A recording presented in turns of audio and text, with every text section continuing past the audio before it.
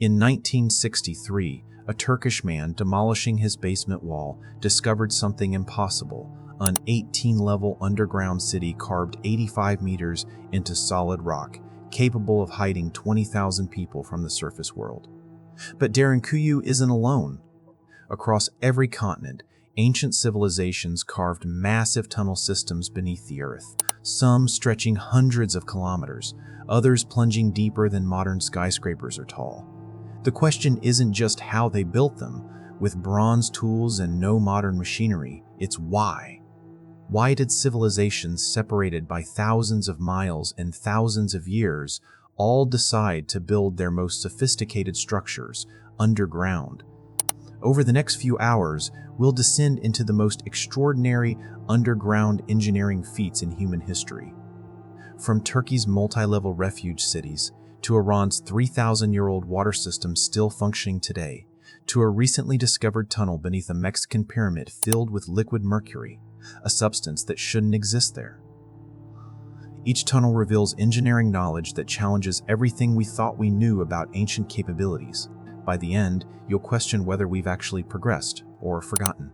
Let me know in the comment section below where in the world you are listening to and what time it is there.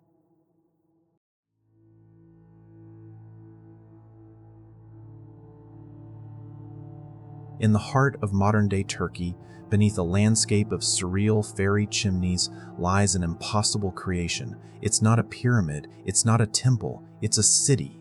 An entire metropolis carved straight down into the earth, plunging deep into darkness. Archaeologists have opened 8 massive levels to the public, but the city goes deeper, with some suggesting it could be as many as 18 stories tall, built in reverse. It's a city with streets, homes, churches, and schools, all hidden from the sun. It was vast enough to shelter up to 20,000 people, not just for a night, but for extended periods. For a time, its full scale was lost to the wider world, its rediscovery an accident, and its true purpose a subject of fierce debate. What could possibly drive 20,000 men, women, and children to abandon the sunlight, to raise families in the deep, and to engineer a world in permanent twilight? The common answer is fear, a desperate attempt to hide from armies on the surface. And for a long time, that's what most people believed.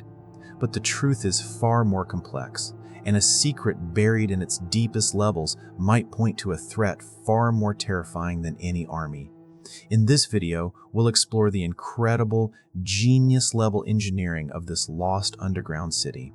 And then, we'll reveal the mind-blowing reason they may have been forced to disappear, a secret that challenges everything we thought we knew about the ancient world. Our story begins not in antiquity, but in 1963, in the town of Derinkuyu.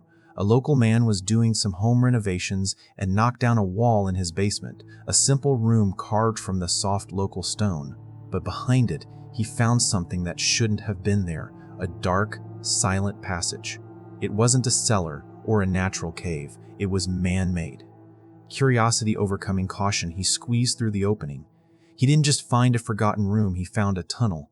That tunnel led to another chamber, which then branched into a labyrinth of passages. He had stumbled, quite literally, into one of the greatest archaeological discoveries of the 20th century. He hadn't just found a tunnel network, he had found the entrance to a colossal underground city, its true scale having faded from history. When archaeologists were finally called in, the size of the discovery was staggering. This wasn't a small hideout. It was a subterranean metropolis, plunging an astonishing 85 meters, or 280 feet, straight down into the volcanic rock. To put that into perspective, that's like an 18-story building dug into the ground. As they descended, they found level after level. 8 have been explored, but many more may lie beneath. They found living quarters, kitchens, and stables for livestock. They found communal halls, chapels for worship, and even a religious school with a barrel-vaulted ceiling. They found cellars for storing food and presses for making wine and oil. This place, which they named the Derinkuyu Underground City, had everything needed to sustain a population of up to 20,000 people, completely cut off from the outside world. The discovery rewrote history. While tales of hidden cities in Cappadocia had long been considered folklore, here was the proof, carved in stone. And with this proof came the first great question: how on earth did they do it? To build a skyscraper, you start at the ground and go up. To build Derinkuyu, its creators did the exact opposite. They started at the ground and went down, hollowing out the earth from the inside. The way they did it reveals a level of engineering sophistication that is simply breathtaking. The genius begins with the location itself. The Cappadocia region is covered in a unique geological formation called tuff. This rock, formed millions of years ago from compressed volcanic ash, is remarkably soft enough to be carved with basic tools like picks and shovels. Yet, once this soft rock is exposed to air, it hardens, creating incredibly stable and long-lasting structures. This unique property meant that an ancient civilization, with enough manpower and time, could literally sculpt a city into the earth without constant fear of collapse. The structure is so sound that it has remained remarkably stable for millennia. But carving rooms is one thing, keeping 20,000 people alive 280 feet underground is another. This is where the true brilliance of Derinkuyu's architects shines, starting with the most essential element: air. How do you get fresh air to the deepest levels of an underground city? The answer was a brilliant ventilation system. It's believed there were over 50 large ventilation shafts, some over 180 feet long, sunk from the surface all the way down to the lowest levels. These shafts created a natural and constant airflow, drawing stale air out and pulling fresh air in.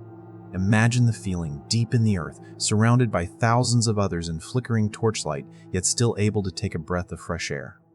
One of the main shafts, 55 meters deep, also doubled as the city's primary well, providing clean water to the inhabitants. The second challenge was defense. The builders of Derinkuyu took security to an epic level. The city had hundreds of entrances, many cleverly hidden in the courtyards of homes on the surface. But the real security was inside. Key passageways on each level could be sealed off by massive, circular stone doors like giant millstones turned on their side.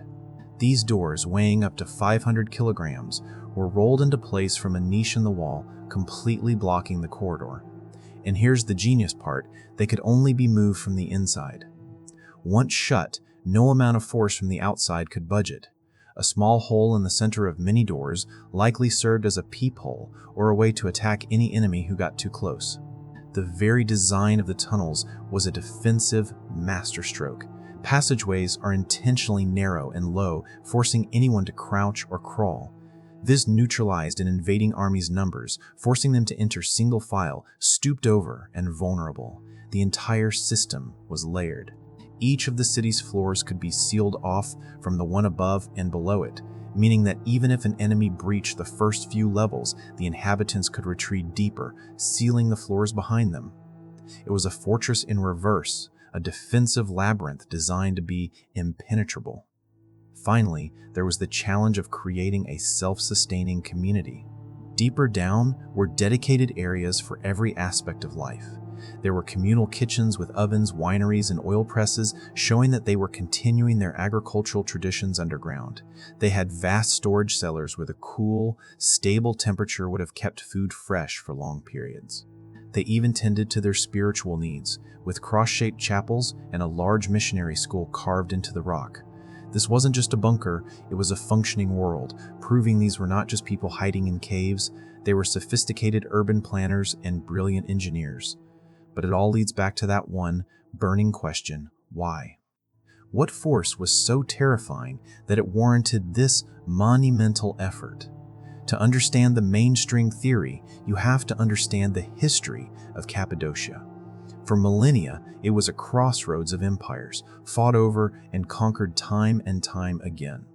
This was a land of constant war.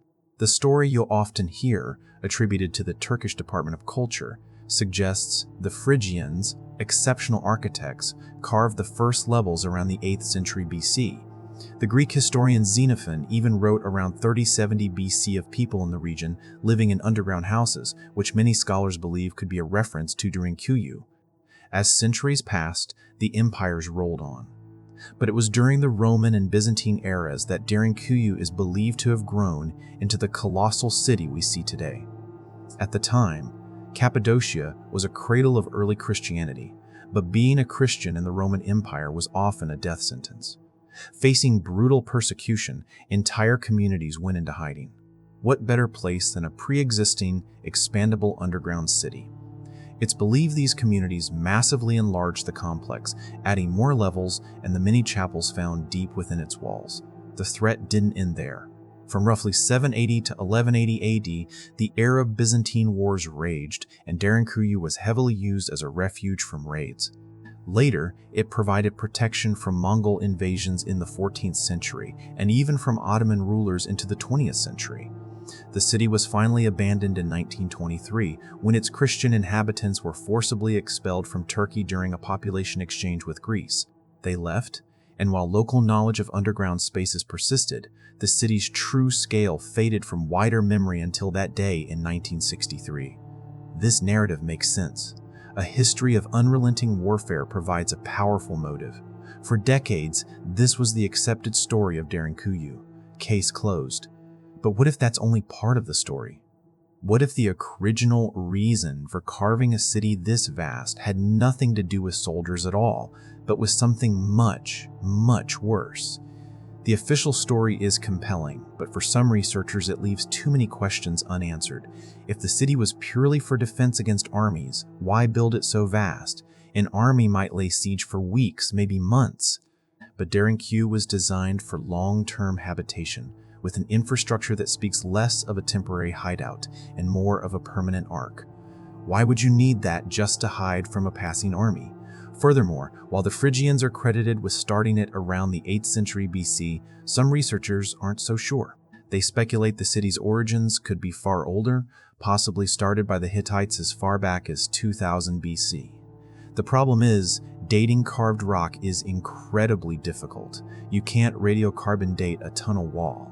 This uncertainty has opened the door to more radical theories, and here the story takes a chilling turn. Some researchers now suggest Derinkuyu wasn't originally a fortress against armies, but a shelter against a global cataclysm. What kind of event would force 20,000 people to abandon the sun, not for weeks but for extended periods? What would necessitate an entirely self-sufficient world built deep underground? One of the most compelling of these alternative theories centers on a cosmic event. Some have connected the need for such a shelter to the Younger Dryas period around 12,800 years ago. This was a time of abrupt, violent climate shifts, which proponents of the Younger Dryas impact hypothesis believe was triggered by a comet or asteroid impact. Such an event could have thrown the world into chaos, blotting out the sun with dust, triggering extreme cold, and making life on the surface impossible. In a world like that, an underground city with its own air, water, and food supply wouldn't just be a good idea, it would be the only chance for survival. This would mean Derinkuyu is thousands of years older than mainstream archaeology suggests, built by a lost prehistoric civilization that possessed an incredible understanding of geology and engineering, and perhaps some foreknowledge of a coming doom. They weren't just hiding from other people, they were hiding from the sky itself. Proponents of this idea argue that while the city is vulnerable to a surface army that could compromise its air supply, it's a perfect defense against an aerial threat like a sky filled with ash from a cosmic impact. In this light, the city's history becomes layered. Perhaps it was originally built by a much more ancient people as a cataclysm shelter. Then, millennia later, as memories of that catastrophe faded, new civilizations like the Phrygians and early Christians found this incredible structure and adapted it for their own purposes, a refuge from war. The city wasn't built for one reason, but for many. The final, terrifying secret isn't just what they were hiding from, but when. The city may be a silent monument to a catastrophe that wiped the historical slate clean. Today, only a fraction of Derinkuyu is accessible to tourists. The rest remains unexplored, a silent, dark labyrinth holding on to its secrets. We can walk its upper levels, marvel at the engineering, touch the walls of the underground chapels, and feel the cool, ancient air from the ventilation shafts. We can stand in its center and be humbled by the sheer scale of the undertaking. Whether it was a fortress against the armies of man, as official history tells us, or an arc against the wrath of the heavens, as its deeper mysteries suggest, Derinkuyu stands as one of the most incredible achievements in human history.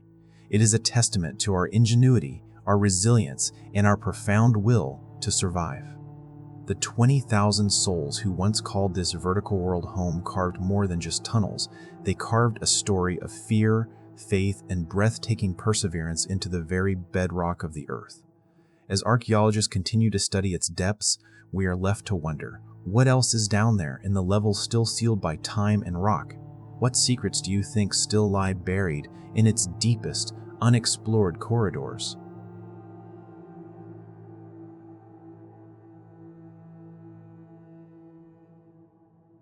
How do you conquer a desert? It's one of the biggest challenges humanity has ever faced. How do you build a civilization, grow food, and support millions of people where the sun is merciless and rain is just a rumor? You probably think of modern solutions, giant dams, powerful pumps, industrial-scale desalination. But what if I told you one of the most brilliant, sustainable, and longest-lasting solutions was invented 3,000 years ago, with little more than shovels, buckets, and an almost unbelievable amount of human genius? Picture a modern, bustling city in the heart of the Iranian plateau. Or imagine endless groves of green pistachio trees carved right out of a bone-dry ochre landscape. Where does all the water come from? It's not from a river, it's not from a lake, and it's not from rain. It flows quite literally from the past. In modern Iran, millions of people still get their water from a massive, interconnected network of underground tunnels. These aren't ruins.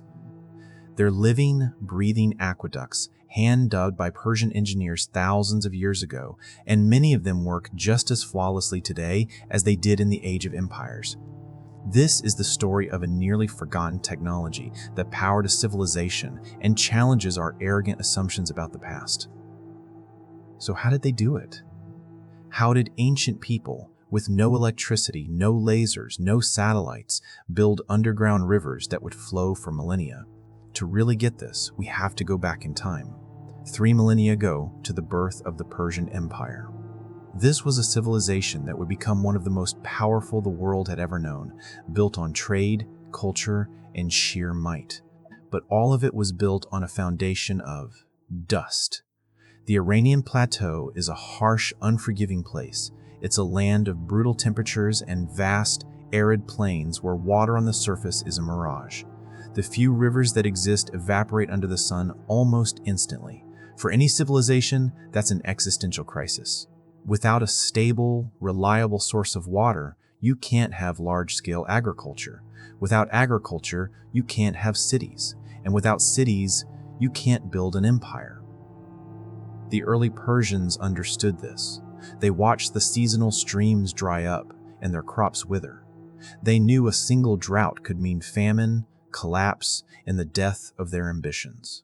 The water they needed was there, but it was locked away deep underground in aquifers, huge hidden reservoirs fed by snowmelt from distant mountains.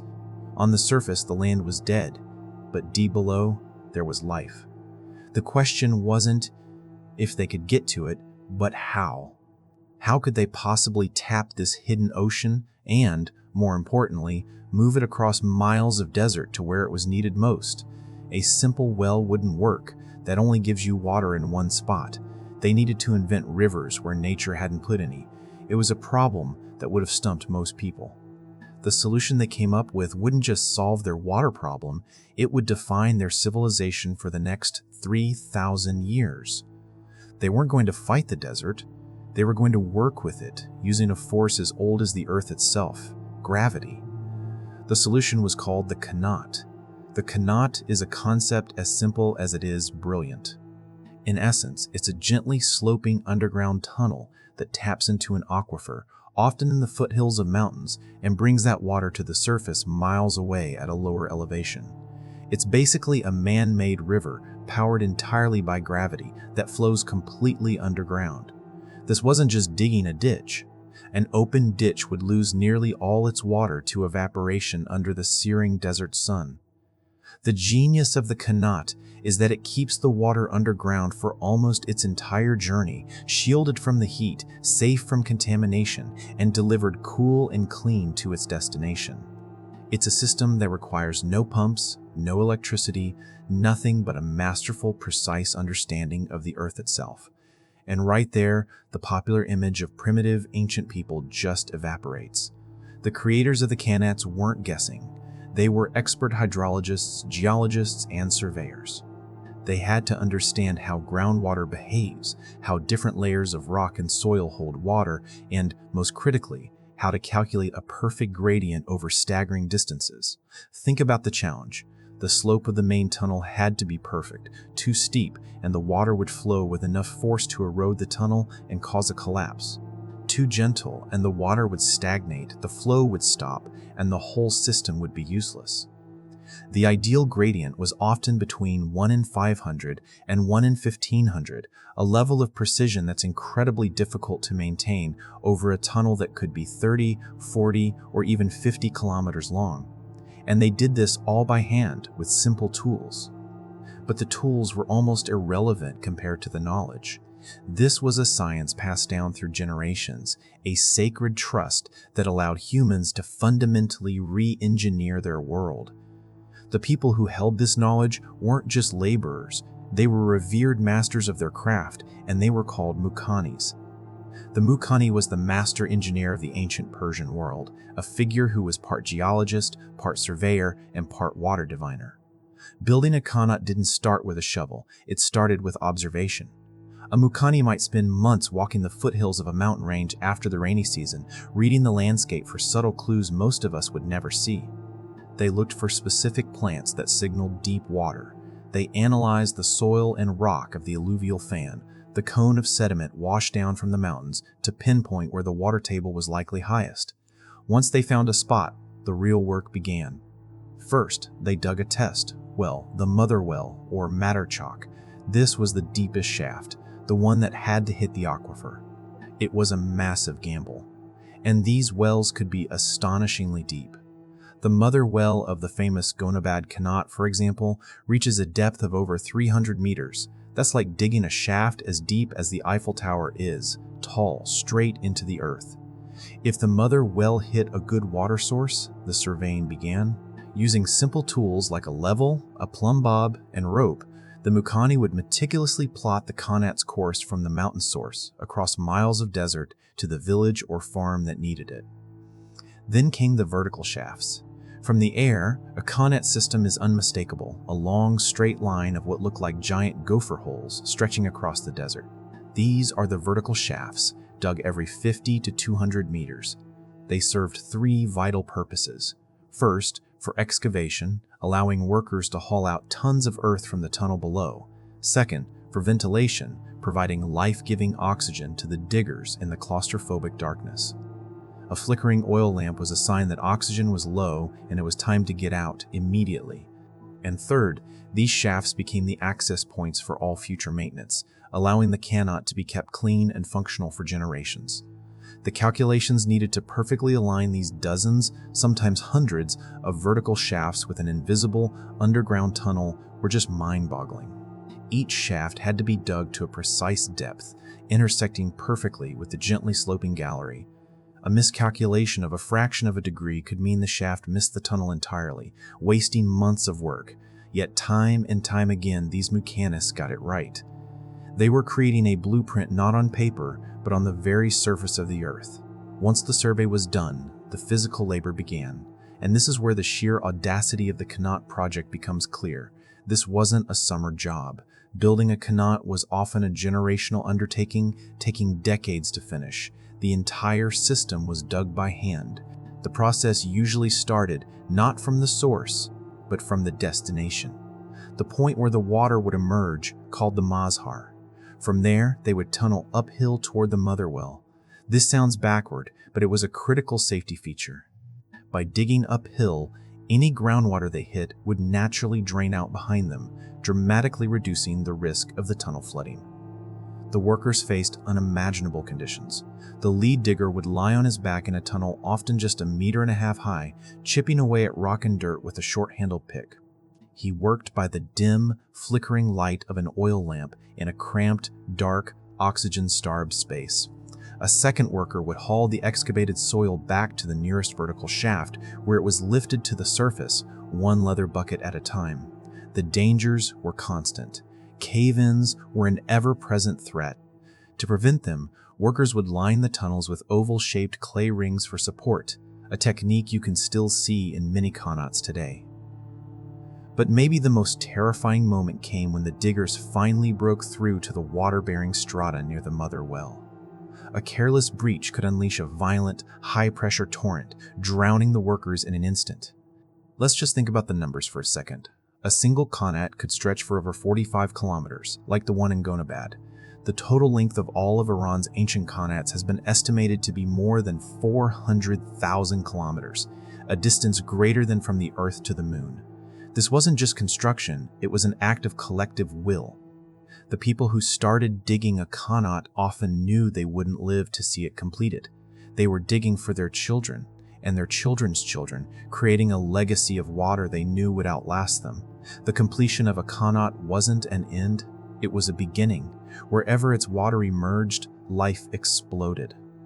Barren desert was transformed into green oases, supporting orchards of pomegranates, figs, and pistachios.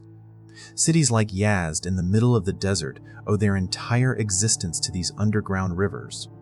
The water didn't just support farms, it sustained cities, filled reservoirs, powered mills, and even acted as a form of ancient air conditioning. In some cities, Qanat channels were directed to flow through the basements of homes, which, when combined with wind towers, created a natural cooling system. The Qanat also fundamentally shaped Persian society. Water was a precious, communally owned resource, and its distribution was governed by a complex and incredibly fair system of laws. This system was overseen by a highly respected figure, the Emirab, or watermaster. Elected by the community, the Mirab managed the Qanat, organized maintenance, and, most importantly, ensured every person got their fair share of water. Water rights were often passed down through families for generations. Each farmer was allocated a specific window of time to divert water to their fields, measured precisely using a water clock called a fenjan, a bowl with a small hole that would sink in a larger vessel of water in a fixed amount of time. This communal management was essential for the Qanat's survival. Annual maintenance, like clearing sediment from the tunnels, was a collective duty. It fostered a deep sense of social cohesion. Your survival was directly tied to your neighbors. The genius of this invention was so undeniable that the technology spread far beyond Persia. It traveled along the Silk Road into Afghanistan and China, where it's called Khareze, and across the Arab world to North Africa, where it's known as Foggara. From there, it even crossed into Spain and the Americas. This quiet, underground revolution, born in the Persian desert, was a gift to arid lands across the world. What's truly astounding about the Qanats is not just their ancient history, but their present-day reality. Thousands of these ancient systems are still working. The Nushabad Qanat, built 2,700 years ago, still provides water for nearly 40,000 people. In a world of disposable tech and short-term thinking, the Qanat is a powerful symbol of permanence and sustainability. And as we face our own modern crises of climate change, desertification, and water scarcity, the ancient wisdom of the Qanat has never been more relevant. Compare it to our methods. We drill deep wells and use powerful pumps to plunder water from aquifers, often extracting it far faster than it can be replenished. This causes water tables to plummet and wells to run dry. The Qanat, by its very design, is inherently sustainable. Its flow is directly tied to the water table. If the aquifer's level drops during a drought, the Qanat's flow simply slows or stops, preventing over-extraction and allowing the source to recharge naturally. It is a self-regulating system. On top of that, it's unbelievably energy efficient. It runs on the free and inexhaustible power of gravity, needing zero electricity. By keeping water underground, it avoids the massive losses to evaporation that plague modern surface canals. It's a low-impact system that our high-tech infrastructure struggles to match. The ancient Persians didn't have a word for sustainability, but they perfected it out of necessity, creating a system that has proven its resilience over millennia. Despite their proven genius, the future of the Qanats is not guaranteed. In the mid-20th century, an estimated 50,000 Qanats were in use in Iran. By 2015, only around 37,000 were still active. The threats are many. The biggest culprit is the modern deep well. Powerful electric pumps can drain an aquifer so quickly that the water table drops below the Qanat's intake, starving the ancient tunnel of its source. Rapid urbanization is another problem, with new construction severing underground channels and paving over the critical access shafts. But perhaps the greatest threat is the loss of knowledge. The traditional, communal system of maintenance is fading. The specialized skills of the Muqani, once passed from father to son, are now a dying art. As younger generations move to cities, the deep, inherited wisdom needed to maintain these systems is disappearing. A broken Qanat isn't just broken infrastructure, it's a lost thread of cultural memory. But the story isn't over. There is a growing recognition, both in Iran and internationally, that the Qanats are an invaluable piece of human heritage. In 2016, UNESCO designated the Persian Qanat system as a World Heritage Site, praising it as exceptional testimony to cultural traditions and civilizations in desert areas. This has sparked renewed interest in preserving them. Scientists are now studying these ancient systems, hoping to integrate their principles with modern water management. Efforts are underway to document the knowledge of the last remaining Muqanis and to restore these ancient water lines. The goal isn't to turn them into museum pieces, but to revive them as living systems that can help communities build resilience in a thirsty world. The question we face is profound. Can we look to the past to build a more sustainable future? The story of the Qanat is more than just a history of engineering.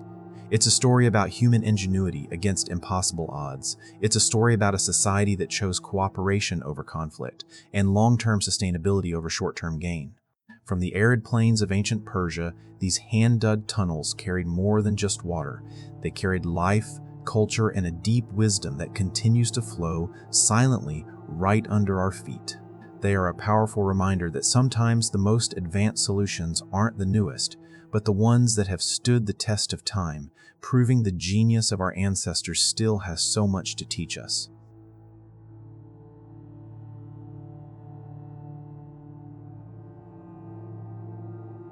The air is thick, heavy, and tastes of damp earth. In the tight, oppressive darkness, my own breathing is a deafening roar.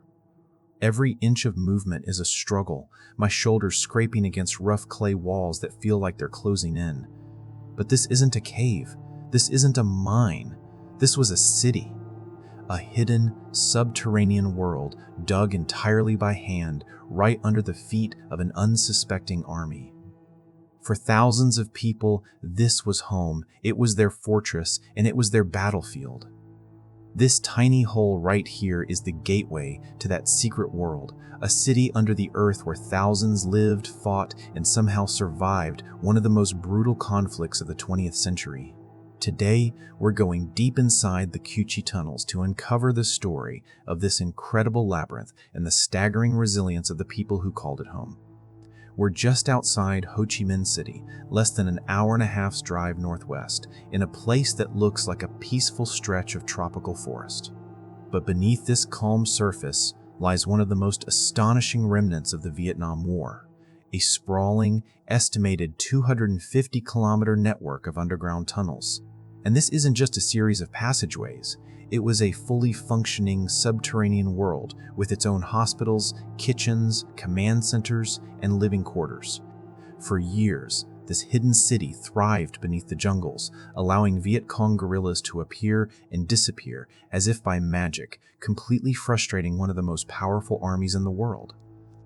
They didn't just hide here, they lived here. They launched major attacks, like the 1968 Tet Offensive, from right under the noses of their enemy. The story of the Qanat tunnels is so much more than military history.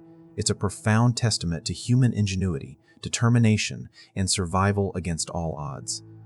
Today, we're not just going to see it, we're going to try to experience it. We'll crawl through the same passages, see the ingenious and terrifying traps they devised, and try to grasp what life was truly like down there. Join me as we go deep into one of history's most extraordinary feats of engineering and survival. Leaving the chaotic energy of Ho Chi Minh City for the Cu Chi district is a journey back in time. The endless sea of motorbikes and modern buildings slowly gives way to a flatter, greener landscape. Rice paddies stretch out, dotted with small villages, and the air grows thick with the smell of the countryside. With every mile that passes, the 21st century seems to recede, preparing you for what's to come. Many people visit on organized tours, and honestly, it's the best way to navigate the site and absorb the dense history. That's what we've done. But the most crucial part of any visit here isn't the bus or the ticket. It's the guide. These local guides are the keepers of the stories, the oral historians who bridge the gap between an artifact and the human experience behind it.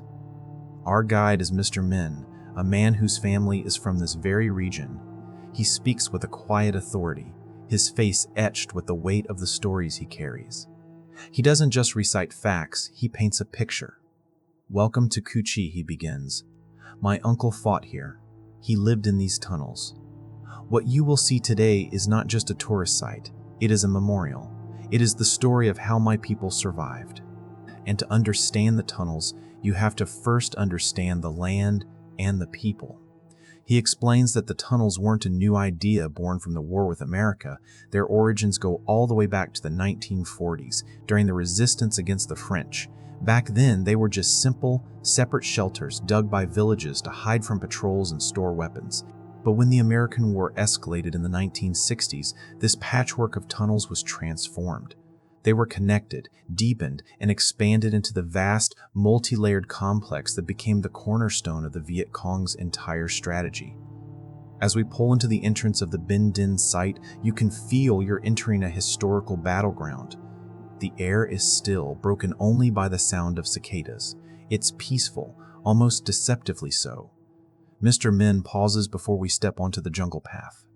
"Remember," he says, "everything you're about to see was designed to be unseen. The jungle was their ally, and the earth was their shield. Now, let's go find a door that isn't a door." We follow Mr. Min down a dirt path, deeper into the forest. The humidity is a physical thing, clinging to your skin. All around us are signs of the war, if you know what to look for. He points out a massive, concave dip in the ground just off the path. "B-52 crater," he says simply. "The jungle is starting to reclaim it, but the scar is undeniable." American forces drop thousands of tons of bombs here, hoping to collapse the tunnels. They turned the jungle into what they called a moonscape, yet the world below largely remained. After a few minutes, Mr. Min stops in a small clearing.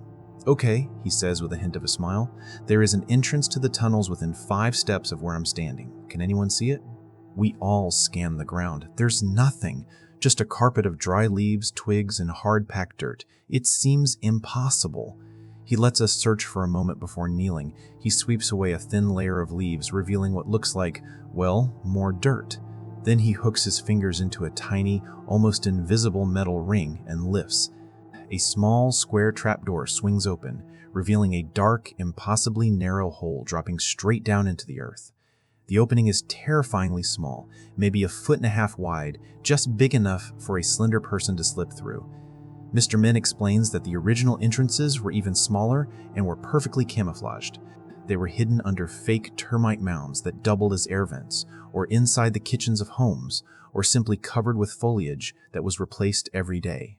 "The American soldiers were much bigger than us," Mr. Min explains. "Even if they found an entrance, many couldn't fit, and if they could, they had no idea what was waiting for them just below." He gestures for a volunteer. Someone from our group agrees and, with some help, lowers himself feet first into the hole. He just vanishes, swallowed by the darkness. A moment later, his head pops back up, eyes wide. The claustrophobia is instant even just looking at it. Mr. Min closes the trapdoor, brushes the leaves back over it, and in a second, it's gone. Vanished. It's a stunningly effective piece of camouflage. And in that one moment, you grasp the entire strike and disappear strategy that so frustrated American forces. Guerrillas could pop out of these holes, launch an attack, and then simply melt back into the earth before anyone could even figure out where they were. This wasn't just a tunnel, it was a magic trick, a deadly one. And we've just been shown the secret. The sheer scale of the Qchi tunnels is almost impossible to get your head around. An estimated 250 kilometers of interconnected passageways, all dug by hand. How? How is that even possible? As we continue, Mr. Min leads us to an exhibit that breaks down this monumental task. There are no power tools, no advanced machinery, just simple tools that look like they belong in a garden shed. The tunnels were dug with small hoes and bamboo baskets, Mr. Min says, pointing to the worn-out tools. It was slow, brutally hard work. One person digs, the others carry the soil away in baskets. The genius starts with the soil itself. The tunnels were carved from laterite clay, a dense, iron-rich soil that has a remarkable property. When it's exposed to air, it hardens almost like concrete. This meant the tunnel walls were incredibly stable without needing much structural support. The diggers knew exactly how deep to go, just above the water table to avoid flooding, but deep enough to withstand the weight of tanks and the force of bombs. But digging was only half the problem. What do you do with mountains of excavated red dirt when any sign of it would give away your position? The answer was a masterclass in stealth. The soil could never be left in piles, Mr. Min explains. It had to disappear. At night, teams would carry the dirt in baskets and scatter it. Some spread it into existing bomb craters.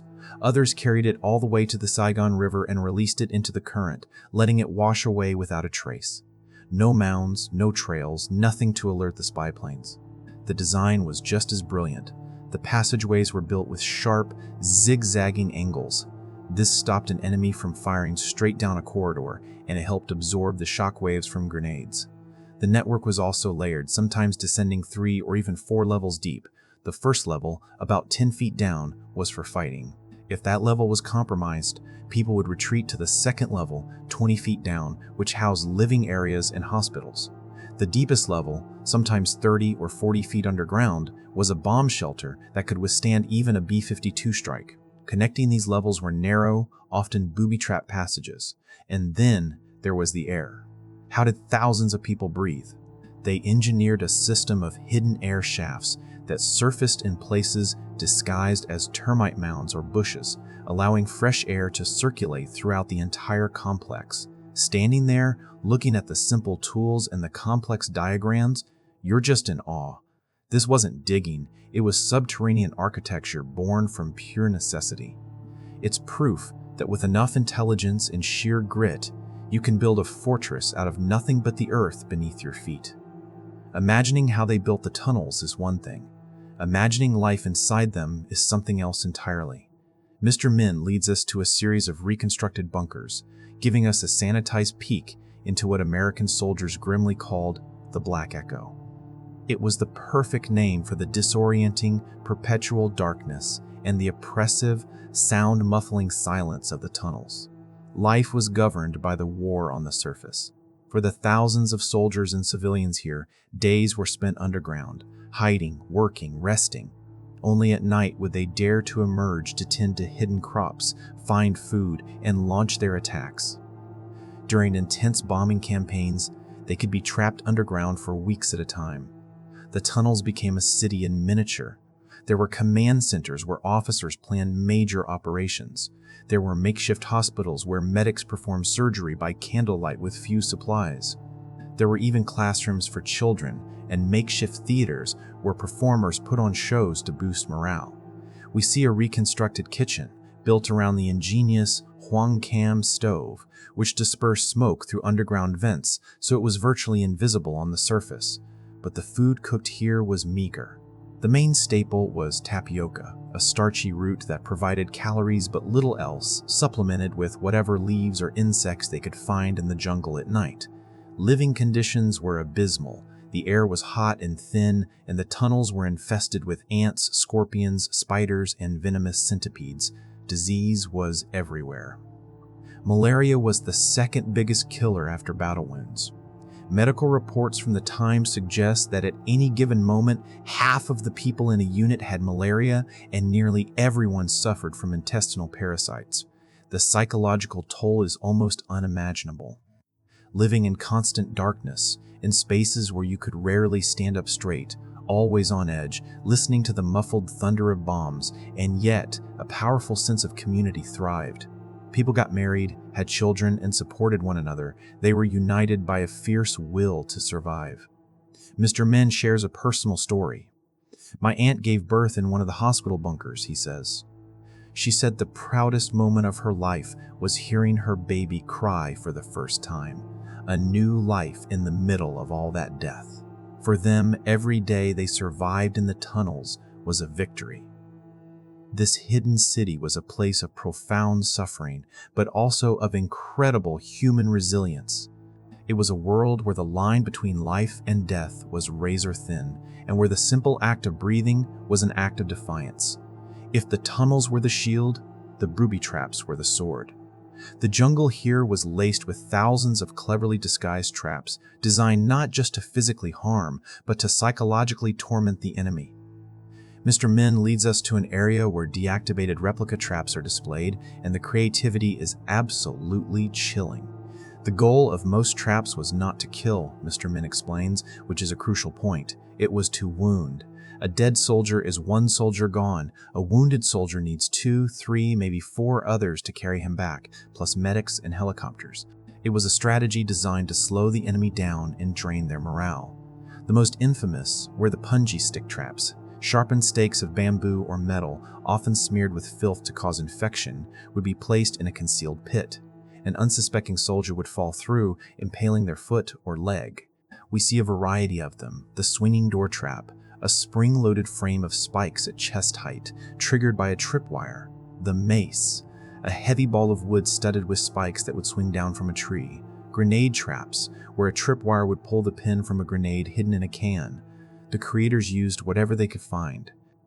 A grim display shows how they repurposed unexploded American bombs. In hidden workshops, specialists would carefully dismantle these explosives, an incredibly dangerous job, and use the captured ordnance to create their own mines. They turned the enemy's own firepower back against them. But the traps weren't just physical. In the darkness of the tunnels, venomous snakes like the bamboo viper were sometimes tied inside bamboo tubes, ready to be released by a tripwire onto an intruding soldier. They were known as 3-step snakes because that's all you could supposedly manage after being bitten. The variety is astounding, from simple pits to complex contraptions. Each one is a testament to guerrilla warfare ingenuity: low tech, low cost, and devastatingly effective. Seeing them laid out, even as inert replicas, creates a profound sense of unease. You start to understand the constant, pervasive terror that soldiers here must have felt. Every single step was a gamble. The ground itself was the enemy. Faced with an enemy that could vanish into the earth, the US military realized they couldn't win this war from the surface. They needed a new kind of soldier. So they created the tunnel rats. These were volunteer specialists from American, Australian, and New Zealand forces. Their mission was one of the most dangerous of the war: to go down into the tunnels, armed with almost nothing, and take the fight to the Viet Cong in their own world. These soldiers were chosen for specific traits. They had to be small, typically under 5'5", with a wiry build to navigate the claustrophobic passages. But more than that, they needed extraordinary mental toughness and a willingness to face death in close quarters combat in total darkness. Their equipment was stripped to the bone. A tunnel rat would usually only carry a pistol, a knife, and a flashlight. They went in alone, knowing that around any corner they could face a waiting soldier, a booby trap, or a venomous snake.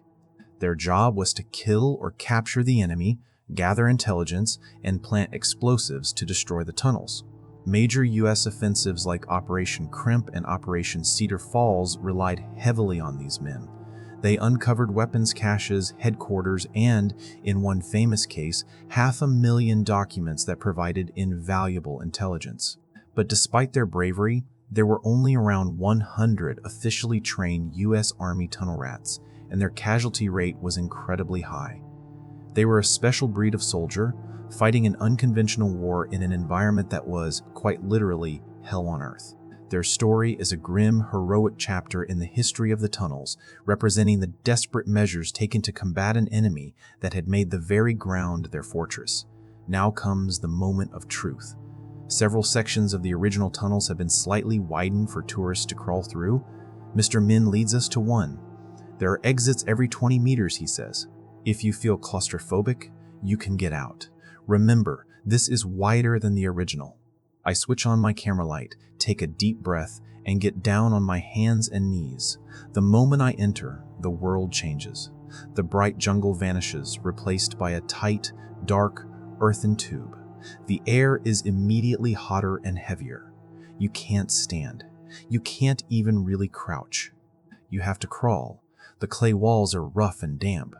The passage is just wide enough for my shoulders, and my backpack scrapes the ceiling. The only sounds are my own heavy breathing and the scuffing of my knees on the dirt. It's completely disorienting. After just a few yards, the zigzag design means you can't see the entrance or the exit. You are totally enveloped by the earth. My mind starts to race. What if the lights went out? The feeling of being trapped is immediate and overwhelming, and this is a widened, secured tunnel. I try to imagine doing this in total darkness, carrying a weapon, hearing the muffled thud of bombs above, knowing an enemy soldier could be around the next bend. The mental fortitude is staggering. I pass the first 20-meter exit and decide to press on. The tunnel dips and turns. After what feels like an eternity but is probably only a couple of minutes, I see the light of the next exit. I pull myself up the ladder and out into the blindingly bright, humid jungle air. I'm covered in dirt and sweat, and my heart is pounding. I only crawled for maybe 40 meters. That short journey is the most impactful part of the visit. It communicates the reality of this place in a way no exhibit ever could. You feel the confinement, the darkness, the lack of air. For a few brief, breathless moments, you're in the tunnels. And it's an experience you will never, ever forget. After the silent intensity of the tunnels, the next stop is a jarring shock to the senses. As you walk through the quiet jungle, a sound begins to emerge, a dull pop, then a crackle, growing louder until it's a deafening roar. It's gunfire. A popular feature at the Qanat site is a shooting range where visitors can fire actual weapons from the war. On a counter is a lineup of firearms, the iconic AK-47 used by the Viet Cong and the M16 rifle used by American GIs. There's a dark irony here.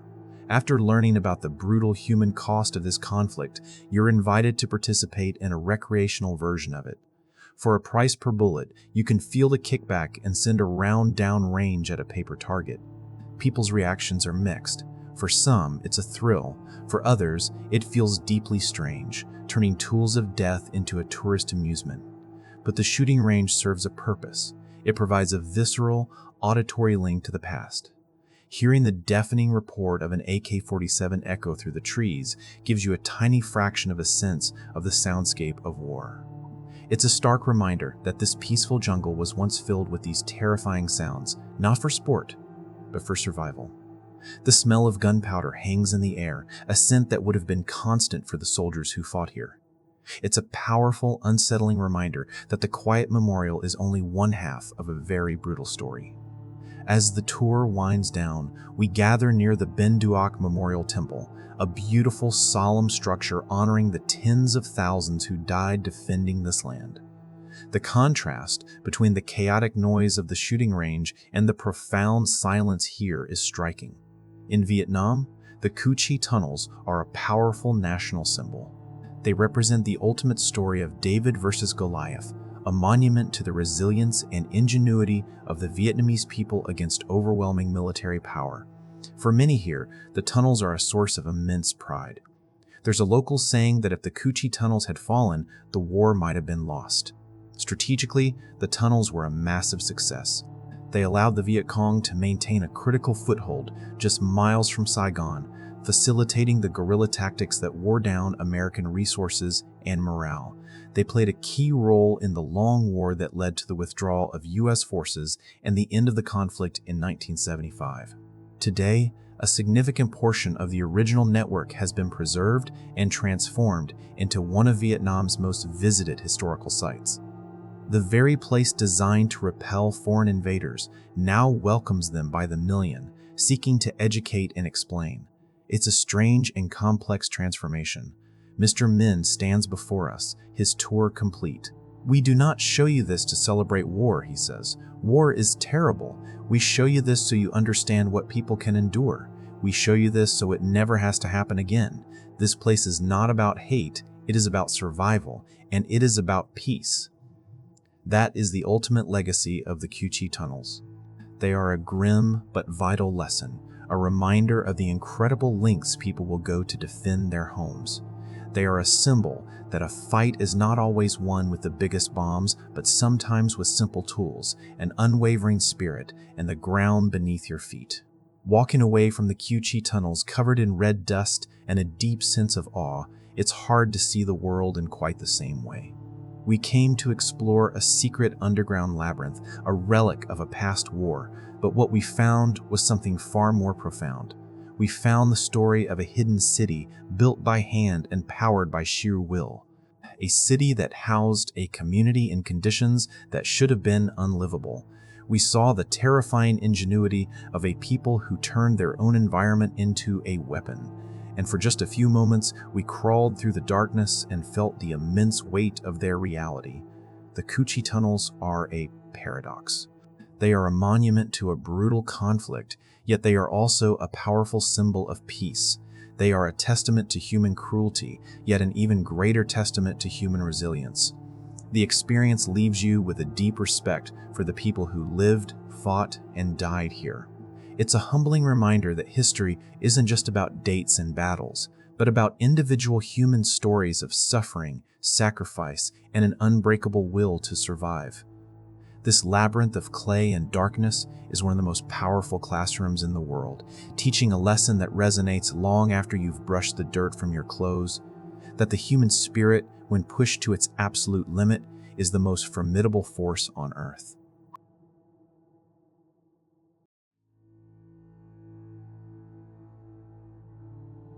In the heart of the Aegean Sea, on the Greek island of Samos, lies a structure that, by all accounts, simply shouldn't exist. It's a monument born from the mind of a tyrant and the genius of an engineer.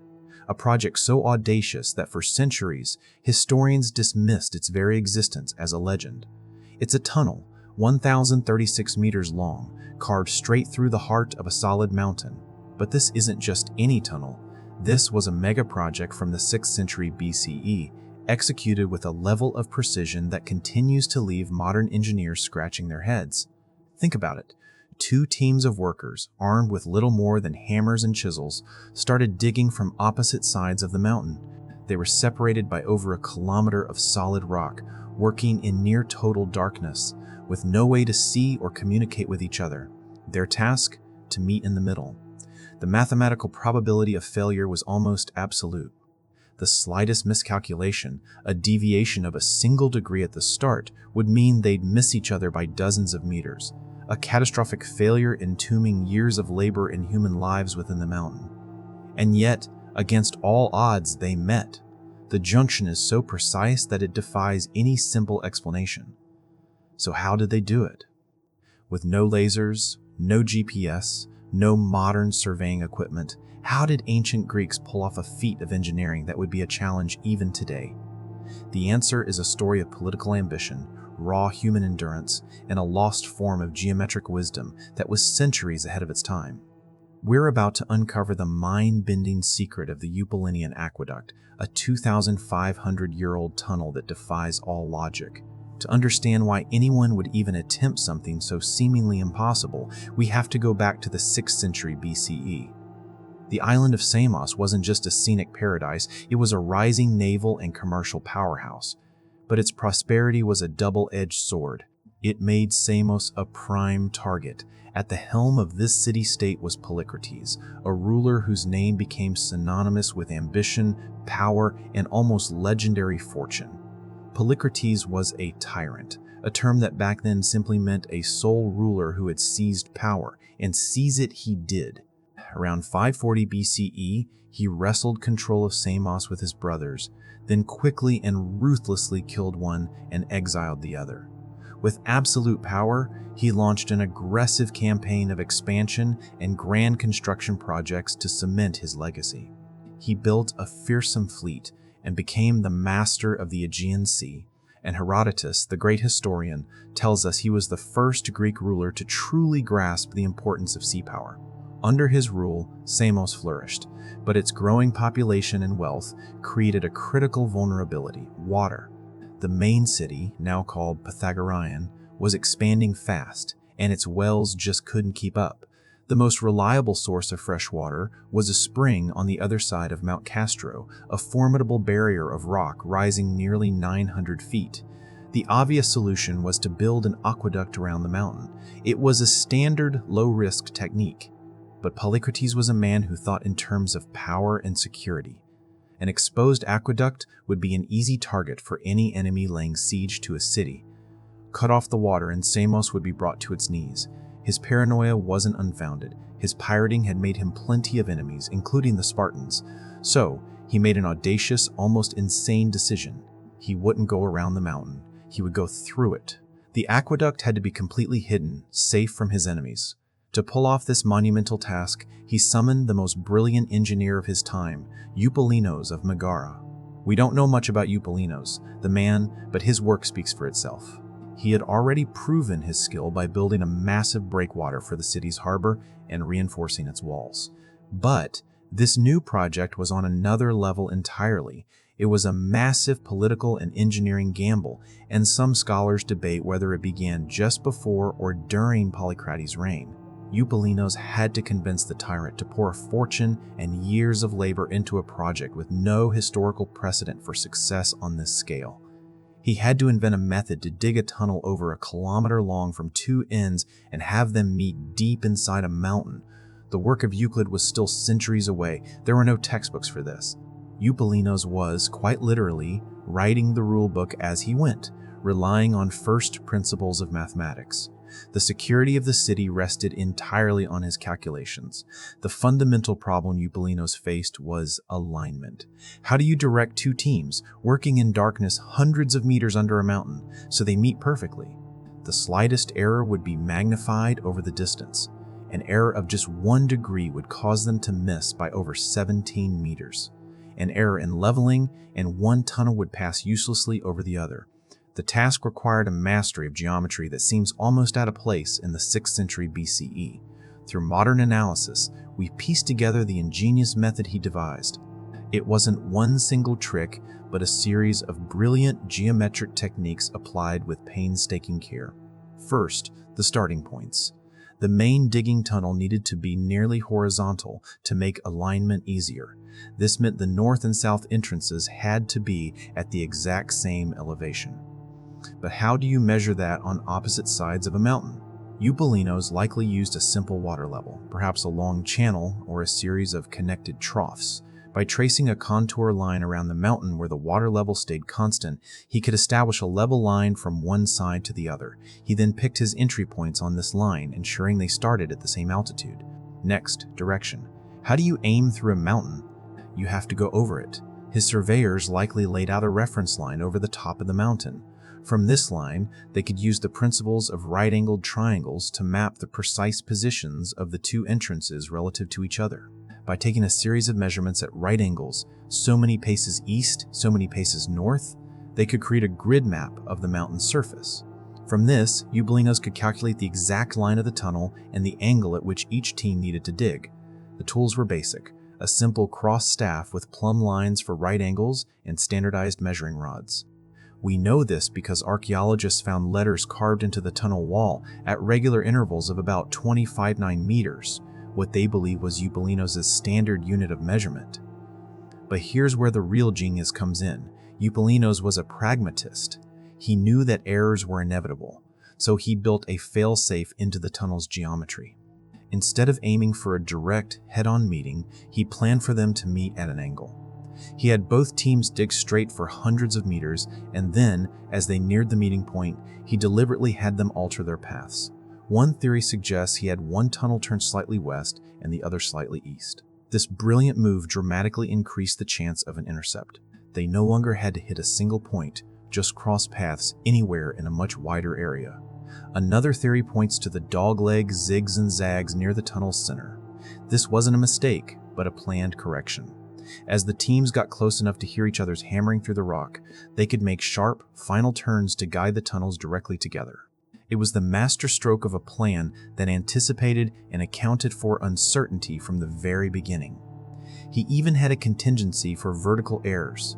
He had the northern crew raise the height of their tunnel's roof while the southern crew lowered their floor. This created overlapping profiles, making it impossible to miss each other vertically. As it turned out, their initial leveling was so accurate that the vertical misalignment was just a few decimeters. This wasn't just construction, it was applied geometry on a monumental scale. While Eupalinos was the mind, the tunnel itself was carved by the sweat and sheer endurance of hundreds of laborers. The reality of its construction was a brutal, decade-long struggle against the mountain. Herodotus tells us the project took between 8 and 10 years. The workforce was likely a mix of free laborers and enslaved people, perhaps captives from Polycrates' military campaigns. For them, the tunnel was a subterranean prison. The conditions were hellish. The tunnel's cross-section was roughly 1.8 by 1.8 meters, just big enough for a couple of men to work. The only light came from oil lamps that filled the narrow passages with thick, choking smoke. The air was stagnant, heavy with rock dust, human sweat, and a humidity that reached 97%. The temperature remains a steady 16.5 degrees Celsius even today. The work was agonizingly slow. Chipping away at the limestone with simple hammers and chisels, a team could advance maybe 15 centimeters a day, and the mountain didn't yield easily. It's not a solid block of limestone. The tunnel cuts through hard limestone, but also weaker, unstable layers of marl, clayey shale, and zones of fractured breccia. The evidence of this struggle is carved into the walls. In one northern section, the tunnel's path deviates, suggesting Eupalinos deliberately steered the dig around a hazardous zone of poor quality rock.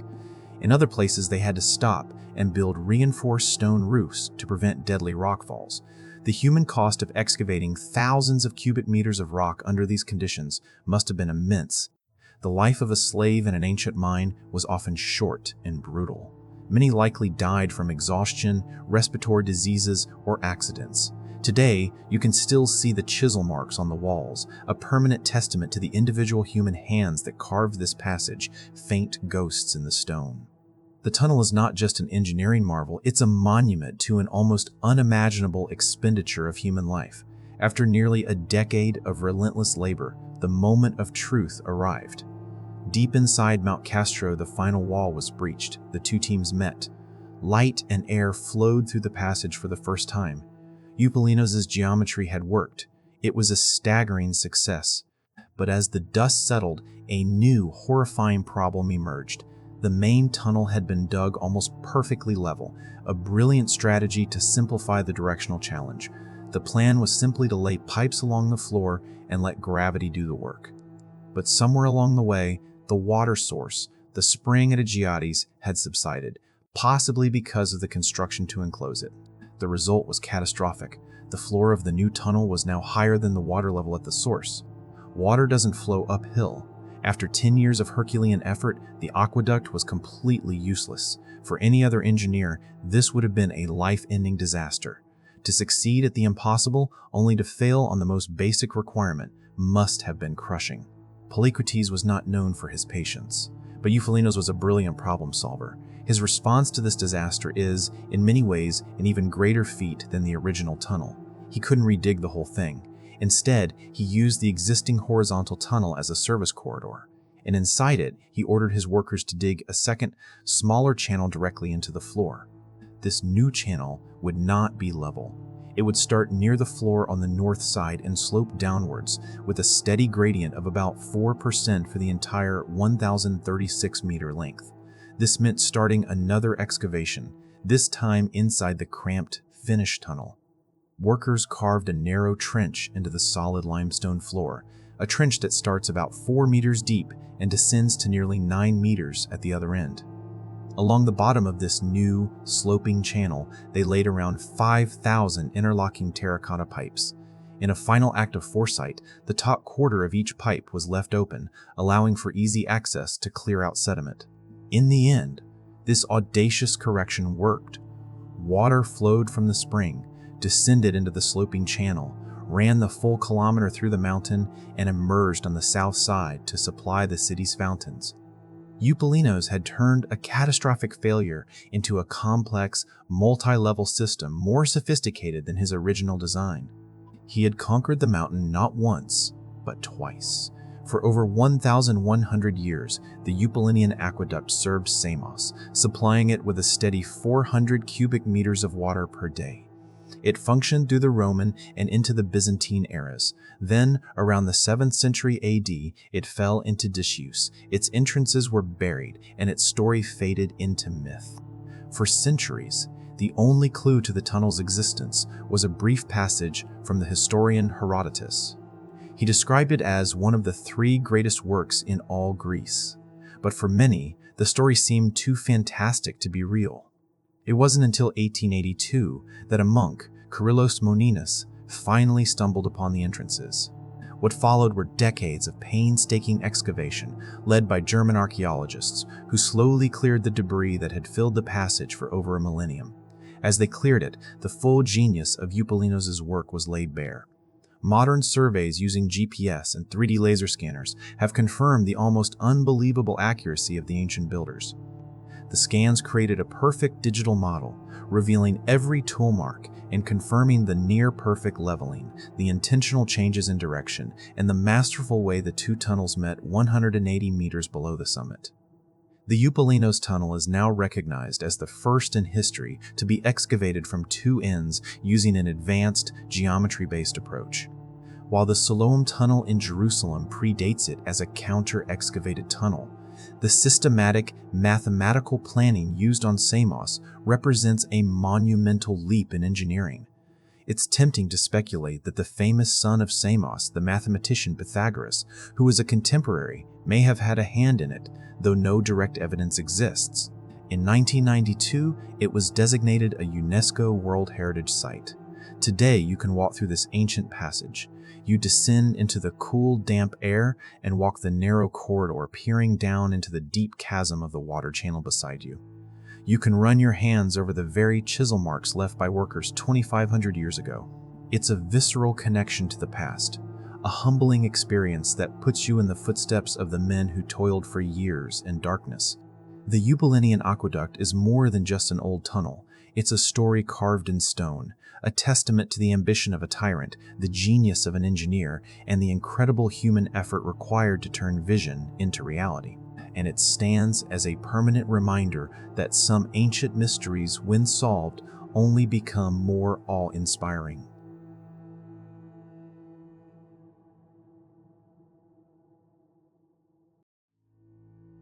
Imagine an army marching for weeks across a harsh, sun-scorched desert.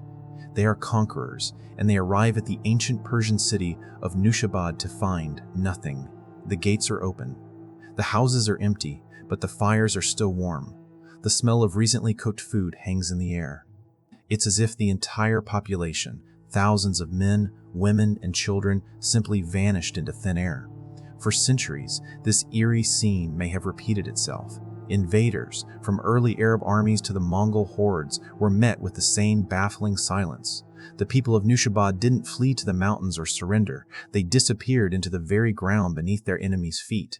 Today, we descend into the incredible, hand-carved masterpiece that allowed them to perform this vanishing act, the underground city of Uyi, a multi-leveled, hidden world.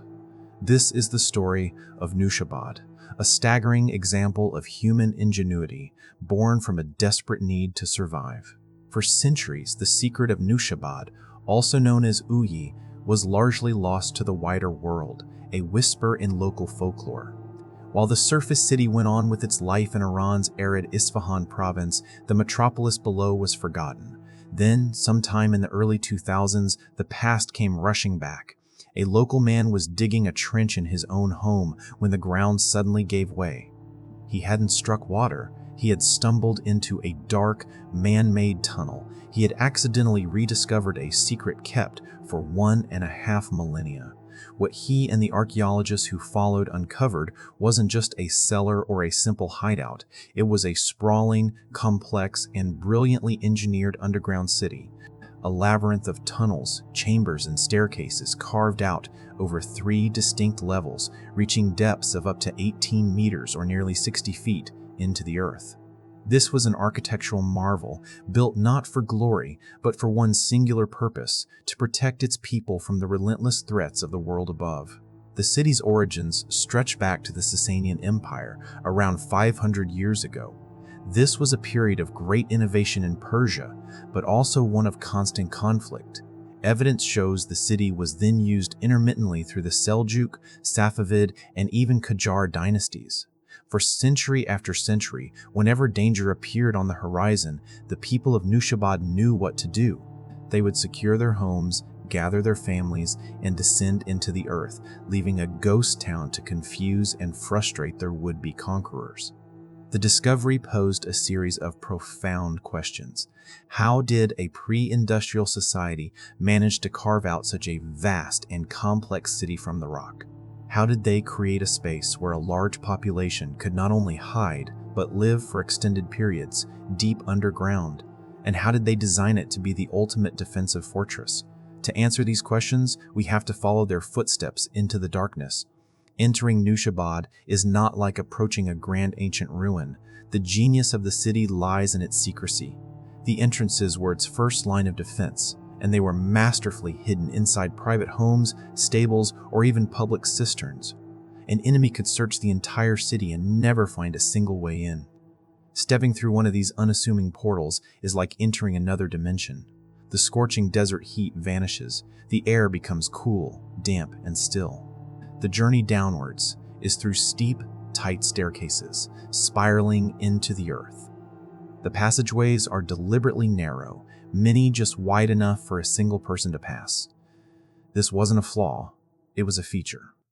As you descend from the first level to the second, and then to the third, the sense of being removed from the surface world is absolute. The first level, between 4 and 18 meters deep, was primarily a defensive maze designed to confuse any invader who got that far. The corridors here twist and turn, often leading to dead ends.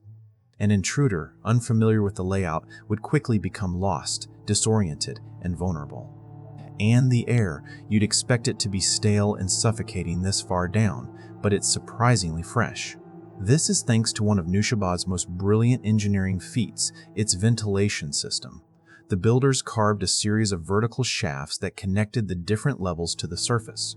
Through a sophisticated understanding of air pressure differences, the temperature differential between the deep, cool tunnels and the hot surface created a natural convection current. This drew fresh air down into the lowest levels and pushed stale air out, allowing for breathable air and even cooking fires underground. Air is one thing, but what about water? Nushabad is in a desert. The builders solved this by integrating their city with the ancient Persian system of Qanat's vast underground aqueducts that carried water from distant mountains. They carved wells and channels directly into the city's levels, ensuring a constant supply of fresh water. Legend even says the city got its name, Nushabad, meaning city of cold, tasty water, after a Sasanian king was refreshed by a drink from a spring here. With breathable air and fresh water, the people of Nushabad could remain hidden for days or even weeks, waiting for danger to pass. As you move deeper, the city's purpose shifts from pure defense to communal living. The tunnels open into chambers of various sizes. These were homes. Archaeologists have identified distinct spaces for individual families. Carved into the soft rock walls are niches that would have held the fat-burning clay lamps that push back the darkness. You can still see the soot marks on the ceilings, a ghostly reminder of the families who huddled here. Some larger chambers were likely communal spaces. There were dedicated storage areas to keep food supplies cool and safe, and incredibly, they even engineered sanitation, carving out designated toilets. This was a fully functioning, self-sustaining habitat. It wasn't just a bunker, it was a microcosm of the city above, transplanted into the safety of the earth. Imagine the psychology of this existence. Above, a world of violence. But down here, in the flickering lamplight, there was community, safety, and life carrying on. This was a city built not just to shelter bodies, but to preserve a way of life.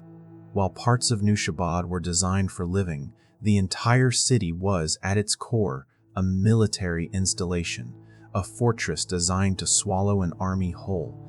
Every architectural feature was part of a multi-layered defensive strategy. This wasn't a passive shelter, it was an active death trap. Let's imagine an invader. By some stroke of bad luck, he and his comrades find an entrance. The first thing they notice is the narrowness of the passages. They are forced to proceed in a single file line. Their numerical advantage is instantly gone. In these tight confines, a battle becomes a series of one-on-one duels where the defender, familiar with the terrain, has every advantage. The inhabitants had clever ways of navigating their own maze. As a group moved through the tunnels, the person at the front would light wall-mounted torches, while the last person in line would extinguish them, plunging the corridor back into absolute darkness for anyone following. The angular, curving design of the passages meant that visibility was almost zero. You could never see more than a few feet ahead, leaving invaders vulnerable to ambushes from hidden alcoves. But the labyrinth was just the beginning. The builders engineered devious traps. In some chambers, large stones were used to cover deep pits. An unsuspecting soldier stepping on one would be sent plummeting into the darkness below. Massive, solid stone millstones hidden in recesses within the walls could be rolled into place to completely seal off a tunnel, trapping invaders or protecting a section of the city. Imagine the terror of being lost in a dark maze and hearing the deep rumbling sound of a multi-ton stone door grinding shut behind you. Even the vertical design was a weapon. The passages connecting the different levels forced attackers to move upwards into a narrow, confined space. Defenders, positioned at the top, would have the supreme advantage of height and gravity, able to easily repel any assault from below. The entire city was a weapon of psychological warfare. The darkness, the claustrophobia, the silence, it was all designed to break an enemy's morale. The people of Nushabad weren't just hiding, they were hunting. They controlled the environment completely, striking from the shadows before melting back into their labyrinth. For an invading army, Nushabad was a nightmare. A city that was supposed to be a prize became a tomb. It's likely any soldiers who found their way inside and survived would return with terrifying stories, reinforcing the city's haunted reputation and encouraging future invaders to simply move on. When the threats receded, the people of Nushabad would emerge from the earth, back into the sunlight. They would reopen their homes, relight their fires, and life would resume as if it had never been interrupted. This incredible cycle of disappearance and return is what makes Nushabad so much more than just an architectural marvel. It is a profound story of human resilience. The city of Uyi is a monument to a community's unbreakable will to survive. Faced with centuries of seemingly unstoppable violence, they didn't just build a wall, they built a new world, a parallel reality hidden from their destroyers. They used the very earth as their shield and their intellect as their sword. They carved a legacy not in stone that reaches for the sky, but in the silent, dark, and protective embrace of the ground. Rediscovered by complete accident, Nushabad is a stunning reminder that so much of our history remains hidden just beneath the surface. It challenges our perception of ancient capabilities, proving that with ingenuity and determination, our ancestors could achieve feats of engineering that rival our own. Today, parts of this incredible city are open to visitors, a silent testament to the lives it saved. To walk its cool, dark corridors is to walk through a story of fear, defiance, and ultimate triumph. It is a testament to the idea that even in the face of overwhelming forces, a community can find a way to endure. The empty city the invaders found was not a sign of defeat. It was the ultimate symbol of victory. It was the quiet confidence of a people who knew they had already won, living peacefully in the city beneath the city.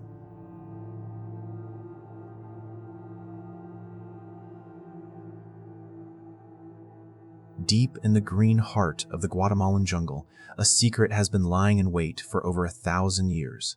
It's not a king's treasure, and it's not written on the walls of some towering pyramid. This secret is darker, deeper, a cryptic series of passages burrowed beneath the stone and soil of a lost metropolis. For centuries, they lay in silent darkness, their purpose a mystery, their entrances swallowed by the forest. Mainstream archaeology saw only the magnificent city on the surface. But what if the official story was only half the truth? What if the real power of this city was hidden right under their feet? Because now, for the first time, new technologies are letting us see through the jungle canopy to look beneath the very foundations of this ancient world. We are finally exploring these forbidden passages, these dark, narrow corridors, to uncover the shocking purpose for which they were built. Were these tunnels pathways for secret rituals, allowing priests to commune with underworld gods? Were they a desperate last line of defense, an escape route for a civilization on the brink of collapse?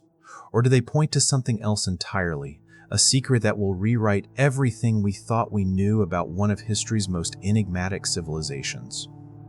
The answers we are finding are more complex and far more astonishing than anyone ever imagined. The civilization we call the Maya was a universe unto itself. For 2 millennia, they dominated Mesoamerica, a landscape of powerful city-states that rose and fell in the jungles of what is now Mexico, Guatemala, and Belize. They were not a single empire, but a collection of kingdoms often at war, yet bound by a culture of breathtaking sophistication. Long before Europe had its renaissance, the Maya were masters of astronomy, tracking the stars with a precision that wouldn't be matched for centuries. Their mathematicians independently conceived of zero, and their architects raised magnificent cities from the jungle floor pyramids that touched the sky and plazas that pulsed with the life of tens of thousands of people. This was a civilization of profound intellectual achievement. And yet, for all their genius, the greatest mystery has always been their so-called collapse. Around the 9th century AD, the great cities of the southern lowlands were abandoned. The temples fell silent, and the jungle moved in to reclaim the stone, burying a world under a blanket of green. For decades, we've been told a story of decline and abandonment. But what if the story isn't over? What if we've been looking in the wrong places? As recently as 2023, archaeologists using aerial surveys in Mexico's Campeche jungle announced the discovery of Okamtun, a massive, previously unknown regional center with pyramids nearly 50 feet high that had been hidden for 1,000 years. Just a year later, in 2024, another team exploring the little-known city of Tlaxcala uncovered the tomb of a ruler from a previously unknown dynasty, a king named Itzam Kokaj Balam. Inside, they found a stunning jade mask and human bones intricately carved with hieroglyphs, a completely new chapter in the complex political history of the Maya. These discoveries prove one thing: we are only just beginning to grasp the true scale of this lost world. And nowhere are the revelations more profound than at the heart of their classical power, in the legendary city of Tikal. Tikal was a superpower, a sprawling metropolis that was home to perhaps 100,000 people. Its great pyramids are symbols of Maya ingenuity.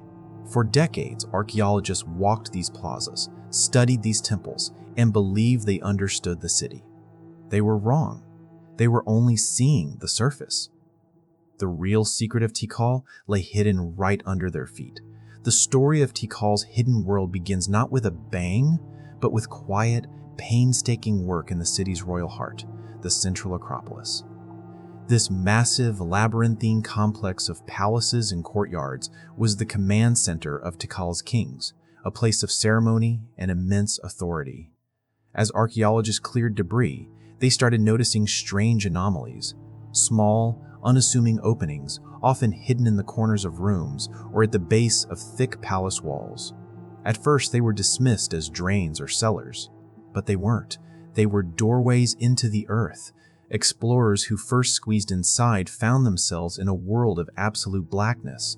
The passages were tight, often just wide enough for a person to crouch through.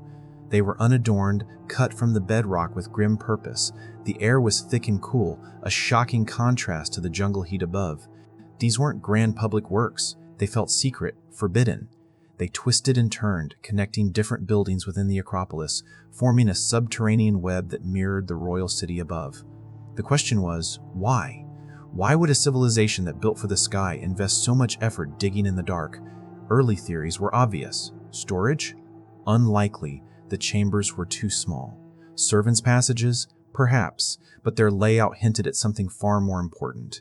Some passages seemed to lead from the heart of the Acropolis towards the city's edge. Tikal was in a near constant state of war with rival kingdoms. An attack was an ever-present threat. For the king and his family, a secret way out could have meant the difference between the life and death of a dynasty. These dark tunnels could have been their last, desperate hope. But other discoveries made no sense. Some tunnels were dead ends. In others, excavators found caches of offerings, pottery, jade beads, and other ritual items carefully placed in the darkness. This wasn't the debris of a hasty escape. This was evidence of ceremony. The tunnels were more than just functional, they were sacred. To understand them, archaeologists realized they had to understand the Maya mind, and to do that, they needed a tool that could give them the eyes of a god. For a century, exploring the Maya world was a ground war fought with machetes. Archaeologists could only map what they could hack their way to, and the jungle hid almost everything. Entire cities were dismissed as natural hills. Then, everything changed. The revolution came from the air, with a technology called LiDAR, light detection and ranging. An airplane fires hundreds of thousands of laser pulses a second into the jungle. The beams slice through the canopy, bounce off the ground, and return to a sensor. A computer then digitally strips away every tree and vine, revealing the ghost of the ancient landscape below. For the first time, we could see a world hidden in plain sight. The results have been breathtaking. All across Mesoamerica, LiDAR is rewriting history. In Mexico, a PhD student analyzing an old LiDAR survey stumbled upon the ruins of Valeriana, a massive, previously unknown Maya city that may have housed 50,000 people. The discovery proved just how much is still out there waiting to be found. But when this technology was turned on Tikal, one of the most studied sites in the world, no one was prepared for what it would uncover. The LiDAR data revealed that the Tikal we knew was just the tip of the iceberg. The city was far larger than any previous map had shown, a sprawling megalopolis of neighborhoods, agricultural terraces, and reservoirs, all connected by a network of causeways. But among the thousands of newly identified structures, two discoveries stood out. The first was a vast system of defensive works. The scans revealed miles of previously unknown ditches and ramparts, transforming our picture of Tikal from a peaceful ceremonial center into a formidable fortress, a city prepared for total war. The tunnels under the Acropolis were suddenly part of a city-wide defensive strategy. But the second discovery was even more shocking. Near the core of Tikal, LiDAR showed that a cluster of hills archaeologists had always assumed were natural were anything but. Buried beneath them was an entire neighborhood of buildings, a carbon copy of architecture from a foreign city more than 800 miles away, the mighty metropolis of Teotihuacan. This wasn't just architectural influence. This was a replica of the citadel, the imperial heart of Teotihuacan, transplanted into the middle of Tikal. It was as if a perfect replica of the Roman Colosseum had been found buried in the heart of ancient London. It demanded an explosive question: who built it and why? The answer would add a chilling new dimension to the purpose of Tikal's secret passages. To the Maya, the world was layered.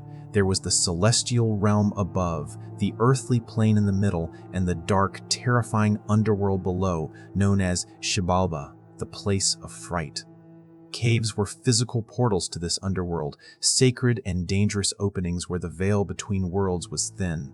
This is where priests and kings went to communicate with gods and ancestors, to conduct secret rites, and to perform the sacrifices that maintained cosmic order. But what do you do if your city doesn't have a major natural cave system? If you're a Maya king, the answer is simple: you build your own. The tunnels beneath the central Acropolis were more than just passageways. They were man-made caves, artificial portals to Xibalba. By entering these dark, earth-scented corridors, the Maya elite were symbolically descending into the supernatural realm. the narrowness, the darkness, the feeling of being deep within the earth. It was all designed to replicate the experience of entering a sacred cave. Here, shielded from all other eyes, the king and his priests could perform the rites that affirmed their divine connection. The offerings found in the tunnels are the smoking gun. Fine pottery and jade ornaments don't belong in a utility corridor. They are gifts to the gods of the underworld. Imagine a Maya king, the Ajal, disappearing into a hidden doorway in his throne room. He navigates the pitch-black tunnels by the flicker of a torch, his senses disoriented. He is no longer in his palace. He is in another dimension, a sacred landscape built beneath his own feet, a place where he alone can negotiate with the gods of life and death. This ritual function explains why the tunnels were restricted to the Acropolis. Access to the underworld was a source of immense power. It was not for the common people. The ability to enter Xibalba and return was proof of the king's supernatural prowess. While the Great Pyramids proclaimed the king's power to the heavens, the secret tunnels asserted his dominion over the shadowy depths of the earth. The classical Maya world was not a peaceful place. It was a landscape of ambitious city-states locked in a struggle for dominance. Warfare was a fact of life. Tikal's main rival was the city of Calakmul, and their conflict raged for generations. The LiDAR discovery of extensive defensive walls finally confirmed the grim reality. Tikal was a city built for war. In this context, the tunnels take on a stark military purpose. During a siege, when moving on the surface was a death sentence, the tunnels would allow Tikal's rulers and elite warriors to move unseen. They could coordinate defenses, ferry messages, or stage surprise attacks, emerging from a hidden doorway behind enemy lines. As a last resort, they were an escape route for the royal bloodline. But this military need becomes even more urgent with the discovery of the Teotihuacan neighborhood. For years, the official story was that Tikal and the distant superpower of Teotihuacan were partners. The evidence now points to something more sinister. The complex wasn't just inspired by Teotihuacan, it was a replica, built with foreign techniques and oriented to a foreign city's celestial alignment. It suggests a heavy-handed foreign presence within Tikal itself, less an embassy and more a military garrison. The most dramatic evidence comes from excavations within this enclave. Archaeologists found a mixture of projectile points, traditional Maya flint spearheads, alongside the distinctive green obsidian points favored by Teotihuacan warriors. They were found together, suggesting a violent confrontation, a battle fought within Tikal between locals and foreigners. The historical record speaks of an event in 3078 AD when a Teotihuacan-backed general arrived at Tikal and the city's king died on the very same day. For years, this was politely called a transition. The evidence on the ground suggests it was an invasion, an occupation. Suddenly, the defensive tunnels seemed less like a general precaution and more like a direct response to a specific internal threat. They were a way for the true Maya rulers of Tikal to move and conspire, hidden from the watchful eyes of the powerful foreigners living in their midst. The tunnels were a tool of resistance, a final sanctuary for Maya power against a formidable occupying force that was already inside the gates. While some tunnels hid secrets of power and war, another hidden network at Tikal reveals something even more fundamental, the secret to life itself. Tikal was built in an impossible environment. The region has no major rivers, and for months during the harsh dry season, there is no rain. So how did a city of nearly 100,000 people quench its thirst? The answer lies in one of the most brilliant feats of engineering in the ancient world. The Maya of Tikal became masters of water management, reshaping the landscape to capture every precious drop of rain. Their system was massive. They quarried out huge sections of bedrock to create enormous reservoirs. The city's grand plazas weren't just for ceremonies. They were colossal rainwater collectors, paved and sloped to channel runoff into a network of canals. Causeways, the raised roads connecting the city, doubled as dams. It was a city-scale water harvesting machine, an integrated system that sustained not only the population but also the agriculture needed to feed them.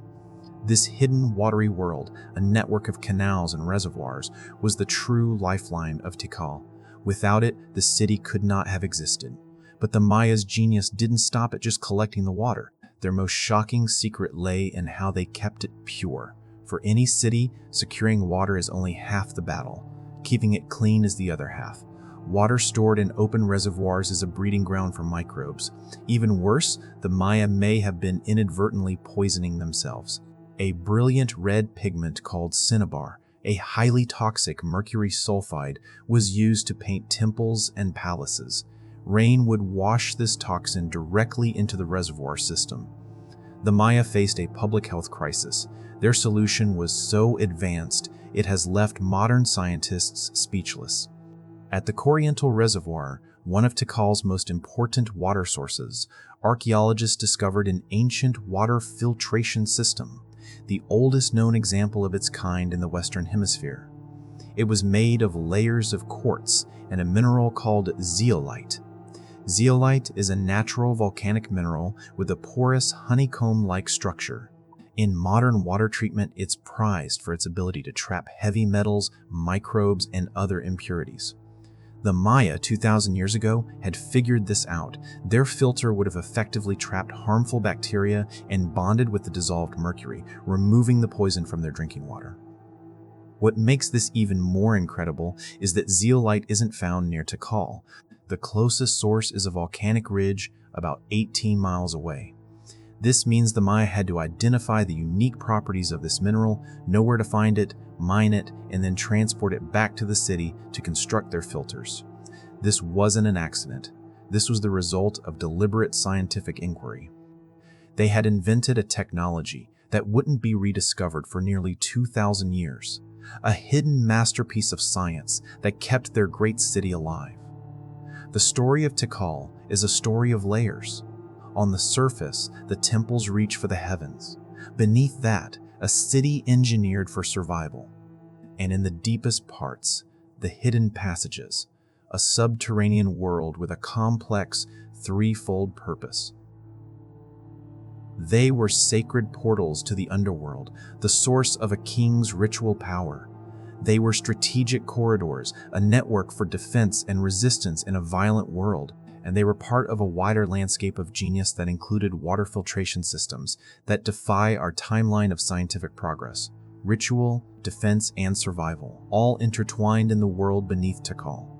The established story of the Maya is being torn apart. They were not just mystical astronomers who faded away, they were master engineers, pragmatic scientists, and resilient strategists who manipulated every level of their world to build a civilization of incredible power. And the story is far from over. The recent discoveries of entire new cities prove that the age of discovery hasn't ended, it has just begun. As our technology continues to pull back the curtain of green, it leaves us with one tantalizing question. What other marvels of lost science, what other secrets of power, and what other forgotten worlds are still waiting for us, buried beneath the jungle floor?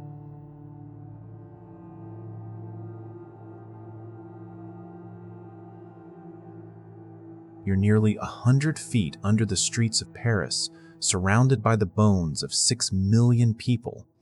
But this isn't the tour you can buy a ticket for. This is the forbidden part, the illegal part. A silent, black labyrinth that stretches for over 300 kilometers beneath the City of Light. Down here, some say the legends are real. And tonight, we're going to find out what's hiding in the darkness. What if I told you that beneath all the romance and glamour, Paris has a secret, a foundation built not just on stone, but on bone, an empire of the dead that is 1,000 times bigger than what any tourist will ever see. For years, I've heard whispers of this other world, a place accessed through secret entrances and sewers and down manholes, a place roamed by a secret society of explorers known as cataphiles. They navigate this dangerous, largely unmapped world, holding parties, creating art, and keeping the true history of this place alive. But entry is strictly forbidden, and for good reason. People get lost, tunnels collapse, passages can flood with freezing water, and then there are the stories of voices in the dark, of people who go in and never come out. The most famous is the legend of Philibert Asperay, a man who got lost down here during the French Revolution. His body wasn't found for 11 years.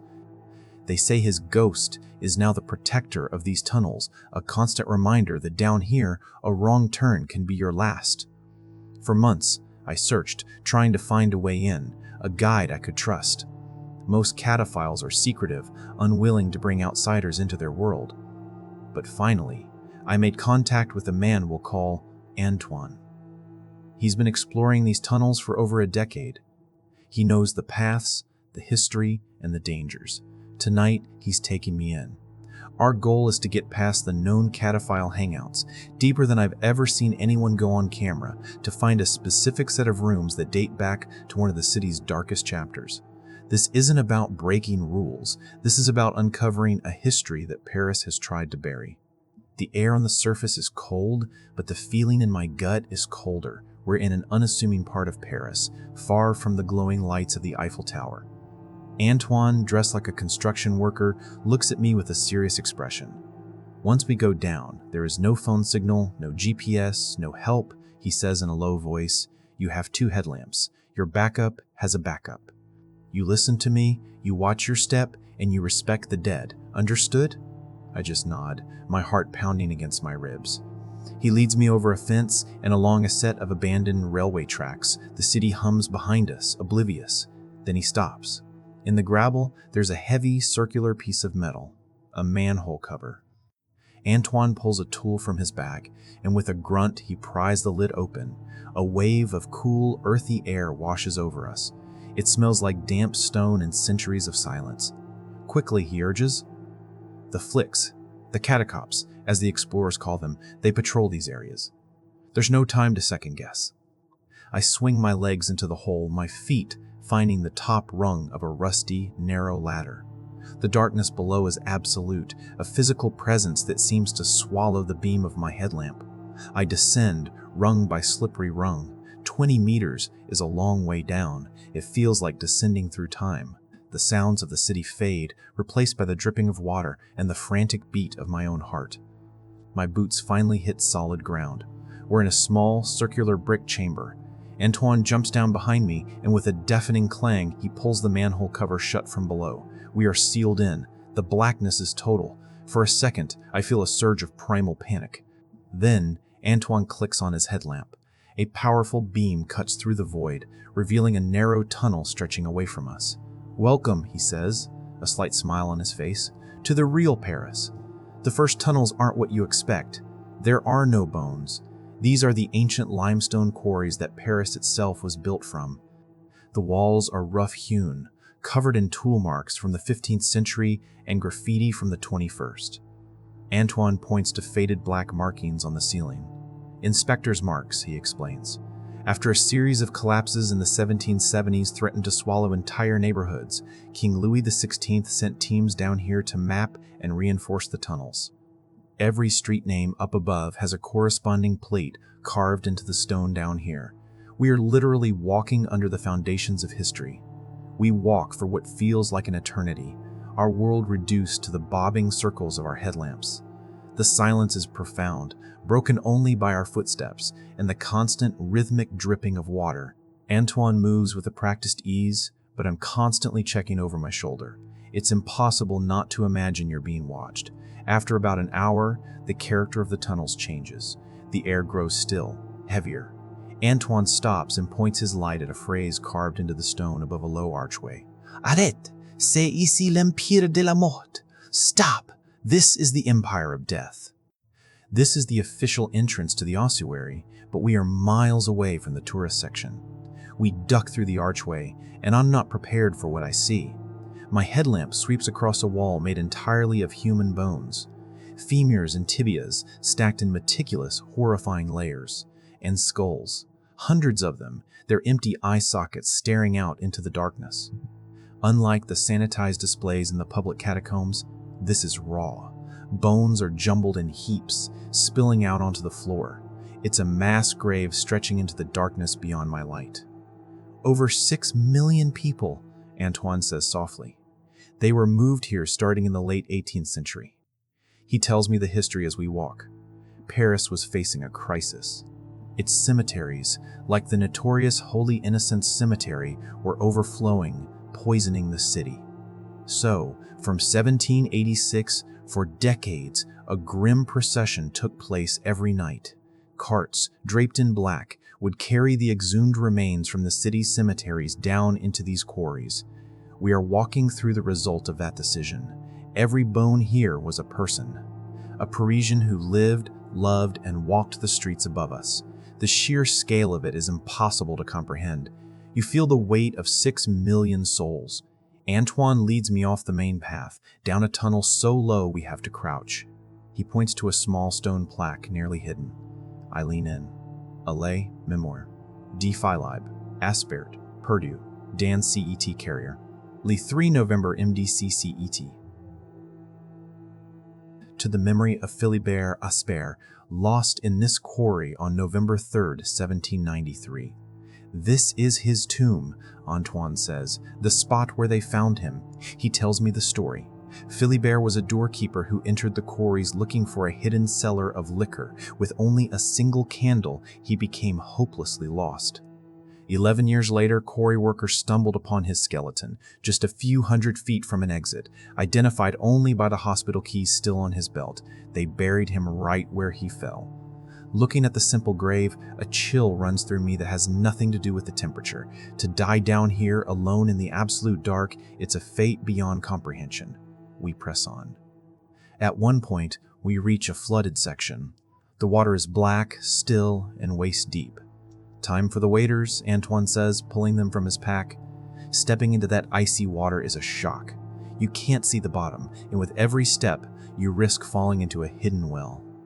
As we wade through, my light catches something under the surface. I stop, my blood running cold.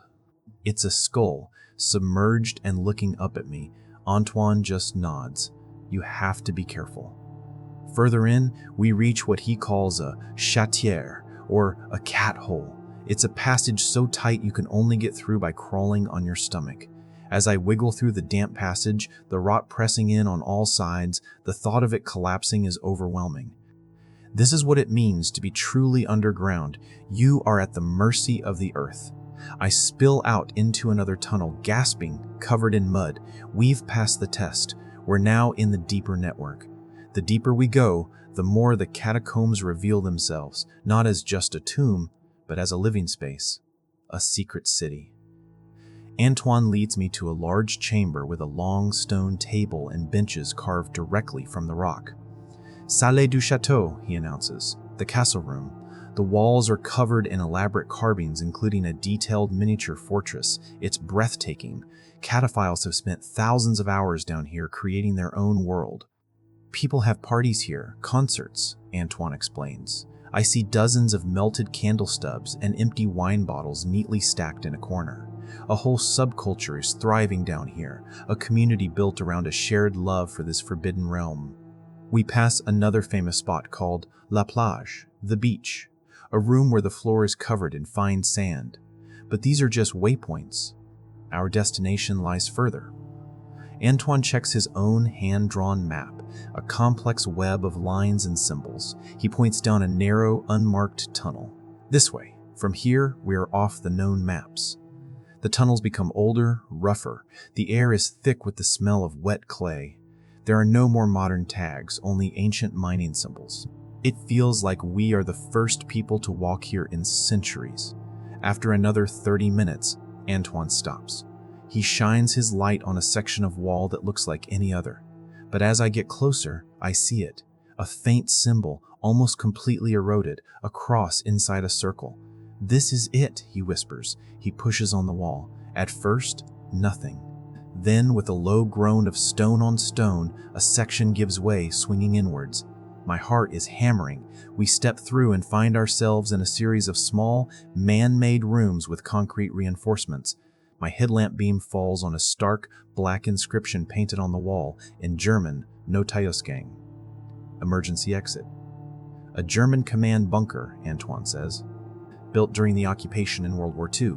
The Germans built several fortified bunkers down here, connected by the ancient tunnel network. This one, hidden beneath a school, was a command post for the Luftwaffe. At the same time, the French resistance was using their own knowledge of the tunnels to hide weapons and move through the city undetected, often just a few hundred feet from the German soldiers, separated only by a wall of rock. The bunker is a time capsule. A rusted metal bed frame leans against a wall. Oxygen cylinders lie covered in dust. This isn't a museum. This is history, left exactly as it was. But this isn't what Antoine brought me to see. He leads me to the back of the bunker, to another low passage I hadn't noticed. This tunnel is different, it's older. He tells me this passage predates the bunker and that the Germans likely sealed it off. Cataphiles only rediscovered it a few years ago. We crawl through, and we emerge into a space that takes my breath away. It's a small, natural-feeling grotto, and in the center is something that just doesn't belong. It's an altar.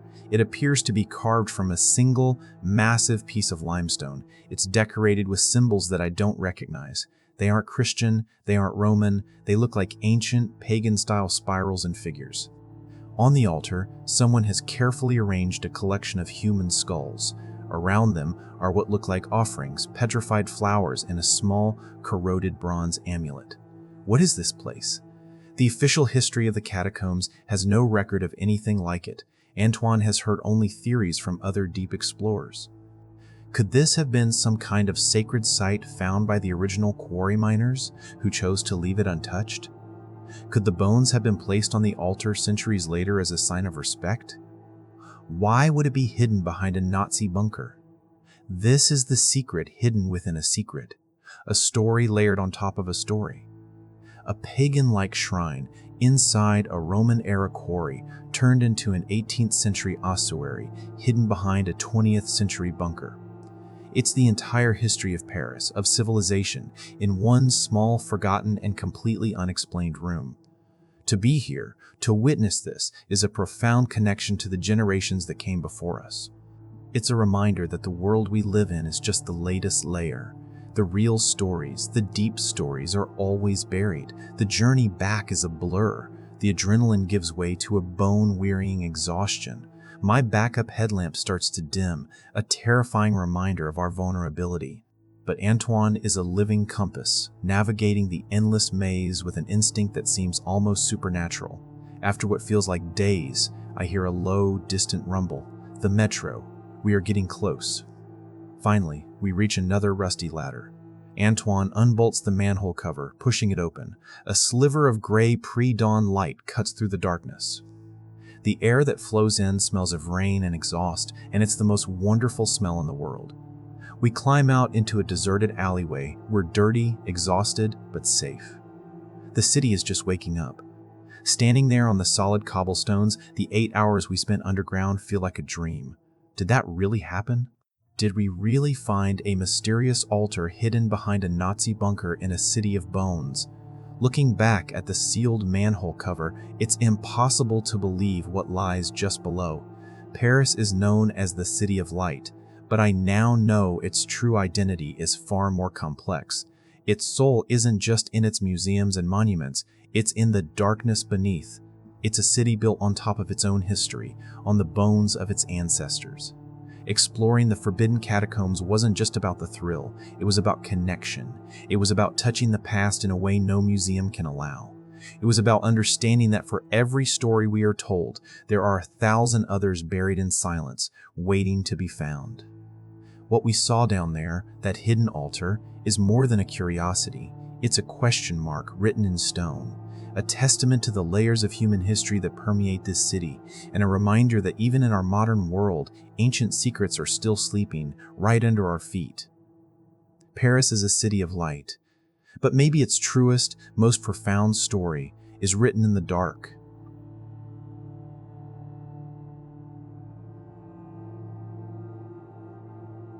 All across the world, right beneath our feet, there are secrets.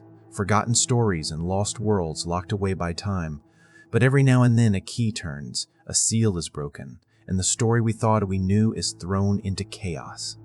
For nearly 2,000 years, a tunnel in one of the most mysterious ancient cities on Earth was sealed shut. A sacred space, a dark secret hidden from the world. When archaeologists finally broke that seal, they weren't just stepping into the past, they were stepping into a man-made underworld, a cosmic model designed to mirror the heavens and the realm of the dead. Inside, they found a treasure trove of over 50,000 artifacts that defy any easy explanation, objects of immense power and baffling craftsmanship. But the real mystery, the truly mind-bending discovery, was what lay guarding this treasure: shimmering pools of pure, toxic mercury. Scientists and archaeologists were left with a chilling question. What kind of dark rituals were these artifacts for, and what were the people of this city so desperate to hide? This isn't just a story about digging in the dirt. This is page 1 in the rewriting of a lost civilization. Our story begins in the shadow of giants. Not in Egypt, not in Rome, but in the heart of modern-day Mexico, at the sprawling, enigmatic ruins of Teotihuacan, known as the City of the Gods. This ancient metropolis was, at its peak around 400 AD, one of the largest and most influential cities on the planet, home to over 100,000 people. Its boulevards were wider than any in ancient Rome, its pyramids rivaled those of Giza, and its power stretched across Mesoamerica. And yet, for all its grandeur, Teotihuacan is a profound enigma. We don't know what its people called themselves, what language they spoke, or even who their rulers were. Unlike the Maya or the Aztecs, who left us detailed records of their kings and dynasties, the rulers of Teotihuacan are ghosts in history, their faces and names lost to time. For decades, archaeologists have been searching for answers, digging for any clue that could shine a light on the power structure of this silent empire. They've been looking for a royal tomb, a Mesoamerican Valley of the Kings, that could finally give a name and a face to the masterminds who built this incredible city. They found nothing. It's as if the city's creators had vanished, deliberately wiping themselves from their own story. This massive gap in the historical record is one of the greatest unsolved mysteries in all of archaeology. That is, until 2003. A year when the Earth itself seemed to cry out, desperate to finally give up its secrets. After days of heavy rain, the ground in front of the city's third largest pyramid, the striking temple of the feathered serpent, suddenly collapsed. A 3-foot-wide sinkhole appeared, a dark wound opening into the plaza floor. It was a discovery born not of careful planning, but of sheer dumb luck. And it would change everything. When archaeologist Sergio Gomez from Mexico's National Institute of Anthropology and History, INA, was called to check out the sinkhole, he figured it was just a geological fluke, a simple drain or a small pit. He lowered himself into the darkness with a rope and a flashlight, expecting to find a small, unstable cavity. But the beam of his light didn't hit a nearby wall. It was swallowed by an immense, yawning blackness. This wasn't a pit. This was a doorway. He was staring into the entrance of a tunnel, perfectly carved by human hands, that had been deliberately sealed with tons of rock and soil nearly 1,800 years before. The implications were staggering. In Mesoamerican beliefs, tunnels aren't just passageways, they are sacred portals. They're the liminal spaces that connect the world of the living to the underworld, the realm of gods, ancestors, and creation itself. To find a sealed tunnel beneath the temple of the feathered serpent, a pyramid tied to one of the most powerful creation gods in the Mesoamerican world, was like finding a hidden chamber beneath St. Peter's Basilica. Gomez and his team knew instantly they were on the edge of something monumental, but just getting inside was a Herculean task. The tunnel had been sealed around 200 to 250 CE, a date confirmed by careful radiocarbon dating. The builders hadn't just blocked the entrance, they had filled the entire east passage from end to end with debris. Every few feet, they had built stone walls, creating separate sections before backfilling the next space. It was a deliberate, almost paranoid act of concealment. Why? What was in there that demanded such a final and permanent closure? The only way to find out was to go through it. For years, in a painstaking process you could only call surgical demolition, Gomez and his team began to excavate. They couldn't use heavy machinery, the tunnel was too fragile, the artifacts inside too precious. So, they removed the fill by hand, bucket by bucket. It was slow, grueling work. In total, they would manually remove nearly 1,000 tons of soil and rock from the 400-foot-long passage. As they pushed deeper, inch by agonizing inch, the first offerings started to appear. These weren't random objects. They were placed with intention, like breadcrumbs leading them into the heart of a mythological labyrinth. They found beautifully carved seashells from the distant Caribbean and Gulf of Mexico, proof of a vast trade network. They unearthed obsidian blades, sharp as surgical scalpels and projectile points. Then came the first truly bizarre discovery, thousands upon thousands of fragments of pyrite, or fool's gold. At first, the team was confused. Why fill a sacred space with a worthless mineral? But as they moved forward, they noticed the pyrite wasn't just dumped there. It had been ground into a fine powder and used to coat the tunnel's walls and ceiling. When a light was shone on it, the entire passage shimmered and sparkled, and the archaeologists realized they weren't in a simple tunnel. They were in a model of the night sky. The builders of Teotihuacan had recreated the cosmos underground, a shimmering, star-filled firmament leading into the depths of the earth. They were walking through a man-made underworld, the very place from which the gods were born. The question now was, where did this cosmic road lead? After years of relentless digging, the team finally broke through the last of the fill and entered a series of 3 chambers at the end of the tunnel, nearly 60 feet below the surface. What they saw left them breathless. The chambers were a scene of ritual majesty, untouched for nearly 2 millennia. It was an archaeological treasure trove on a scale you rarely see. Over 50,000 artifacts were laid out as a massive offering to the gods of the underworld. This wasn't a tomb like in Egypt, filled with the possessions of a single king for his trip to the afterlife. This was something else entirely. This was a cosmic engine, an offering designed to fuel the universe itself. The sheer variety and richness of the artifacts were mind-boggling. They found 4 large, striking greenstone statues, 3 female, 1 male, their stoic forms standing guard in the eternal darkness. Who were they? Gods, priests, the founding ancestors of the city?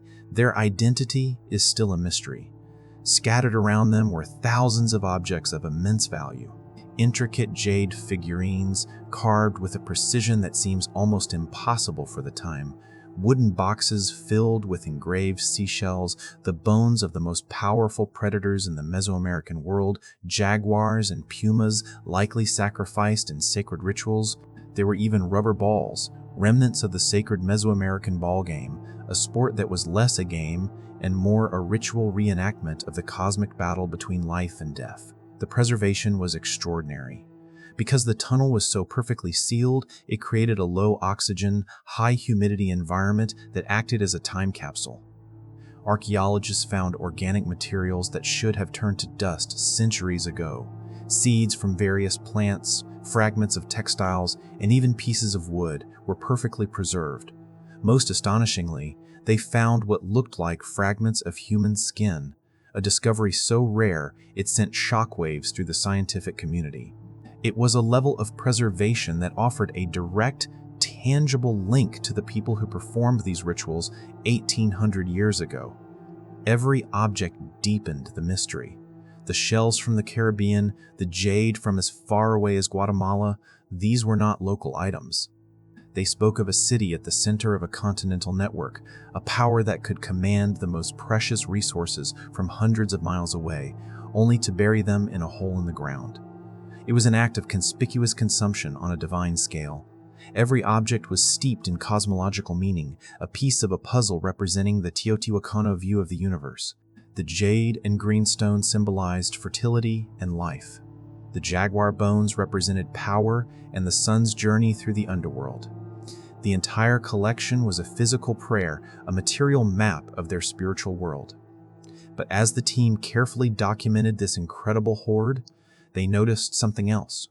At the very end of the tunnel, in the final chamber, was a sight so strange, so unprecedented, it would rewrite the books. There, in small pools on the floor, glistening in the beam of their lights, were significant quantities of liquid mercury. This was the discovery that left everyone baffled. Mercury is incredibly rare in nature and extremely difficult to produce. For centuries, we've heard the legend of China's first emperor, Qin Shi Huang. being buried in a tomb with rivers of mercury to simulate the waterways of his empire. But those rivers have never been found.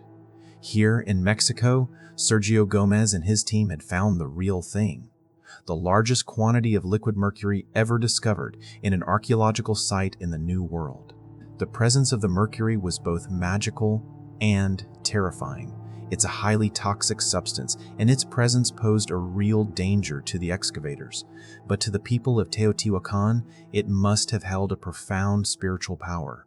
When light hits liquid mercury, it creates a shimmering, otherworldly reflective surface. Archaeologists believe the mercury was used to create symbolic representations of underworld lakes or rivers. Imagine a priest, deep beneath the earth, in a chamber with walls sparkling like the cosmos, standing before a pool of liquid starlight that seemed to move and breathe on its own. They would have been standing at the boundary between worlds, gazing into a portal to the divine. The mercury was likely the final, most sacred element in this recreation of the cosmos. It was the mythological river Styx of Mesoamerica, a barrier separating the living from the dead, and the gateway to the supernatural realm where creation began. The question that hung in the air, thick with the metallic scent of mercury and the dust of ages, was, what was this all for?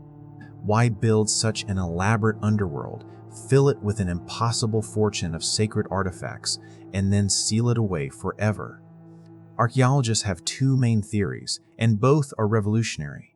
The first and most explosive theory is that the tunnel leads to the final resting place of a Teotihuacan ruler.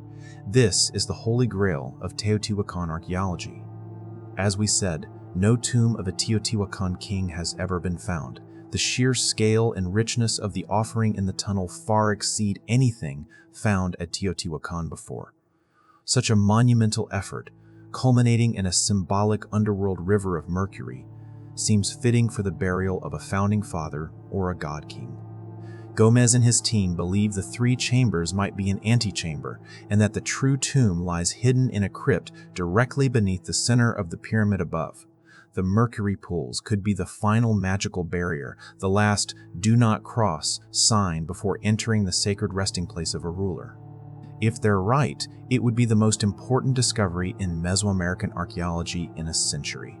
But there is another equally compelling theory. What if the tunnel was never meant to be a tomb for just one person? What if its purpose was even grander? This theory suggests the tunnel was a ritual space of creation and renewal for this entire cosmos. In Mesoamerican belief, caves and tunnels weren't just entrances to the underworld, they were wombs. They were where the world was born, where the sun and moon first emerged. By building this artificial cave and filling it with potent symbols of life, death, and cosmic power, the priests of Teotihuacan may have been conducting rituals to ensure the continuation of the universe itself. The offering of 50,000 artifacts wasn't to appease a dead king, but to feed the gods, to keep the sun rising and the rains falling. It was a place where rulers could enter this man-made underworld and emerge as beings who had communed with the gods, their authority reinforced by the deepest beliefs of their culture. This brings us to the curse in our title. Was the tunnel truly cursed? In a way, yes. Maybe not with vengeful spirits, but it was absolutely forbidden territory, a place of immense power and danger. The curse was the toxicity of the mercury, a substance that creates a shimmering paradise for the gods, but a deadly poison for mortals. The people of Teotihuacan sealed it for a reason. Perhaps a ritual cycle was complete, or perhaps the city was entering a new political or religious phase, and the old ways, the old gods, and their dangerous underworld portals needed to be permanently locked away. The sealing of the tunnel around 250 CE coincides with a major period of construction in the city. It's possible a new dynasty took power and wanted to literally bury the legacy of their predecessors. They were so desperate to hide it or protect it that they buried it under 1,000 tons of earth, leaving it to lie in silence for almost 2,000 years. Today, the work at Teotihuacan continues. The 50,000 artifacts are being painstakingly cleaned, cataloged, and analyzed. Each object is a word, each cluster a sentence, in a language we are only just beginning to understand. The discovery of this tunnel has already transformed our understanding of this ancient city. It's revealed a depth of cosmological thinking and technological sophistication we never knew they had. It has shown us a world where science and magic were one and the same, where pyrite could become the stars and Mercury could become a river to the underworld. And yet, for all that we've learned, the biggest questions remain. Is this truly the antechamber to the tomb of a long-lost king? Or was this a gateway to the gods, a place of unimaginable power that was never meant for a single person? And maybe the most haunting question of all, who were the people who conceived of this? Who were the philosopher kings, the shaman priests, who could command thousands to build a model of the cosmos underground and summon precious materials from across a continent, only to bury them in darkness? The tunnel beneath the Temple of the Feathered Serpent proves that sometimes the greatest discoveries aren't golden thrones. Sometimes it's a hole in the ground that leads you straight into the mind of a lost civilization.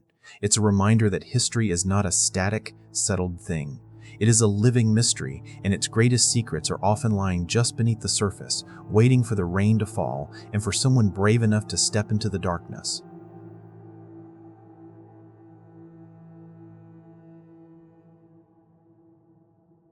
In 1902, a construction accident in Malta didn't just break rock.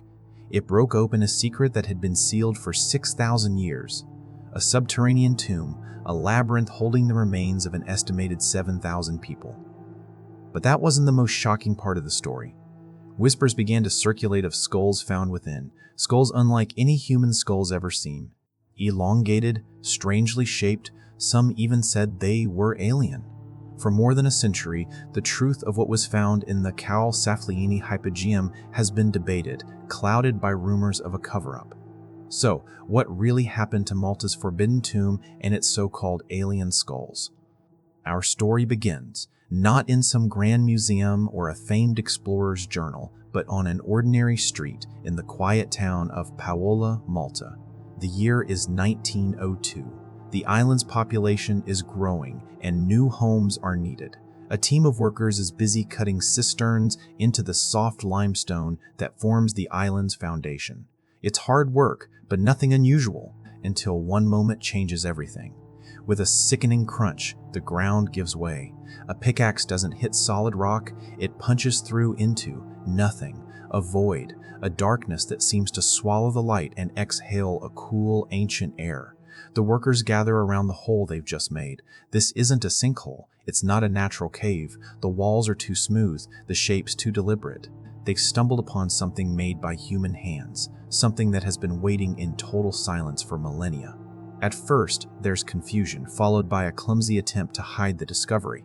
The construction foreman, probably worried about his project grinding to a halt, reportedly orders the opening to be concealed. For a short time, the secret is kept. Workers quietly dump their construction debris into the mysterious chasm. But a secret this big can't stay buried. Whispers of the underground world spread through the town. Eventually, the authorities are called in. This is something that simply cannot be ignored.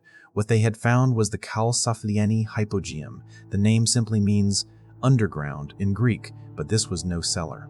It was a multi-level labyrinth, a 3-story complex of halls and passages carved directly out of the living rock, descending nearly 40 feet into the earth.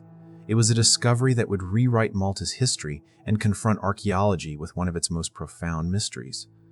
The first official exploration started in 1903, led by a Jesuit priest and archaeologist, Father Emmanuel Magri, but here, the story takes its first suspicious turn.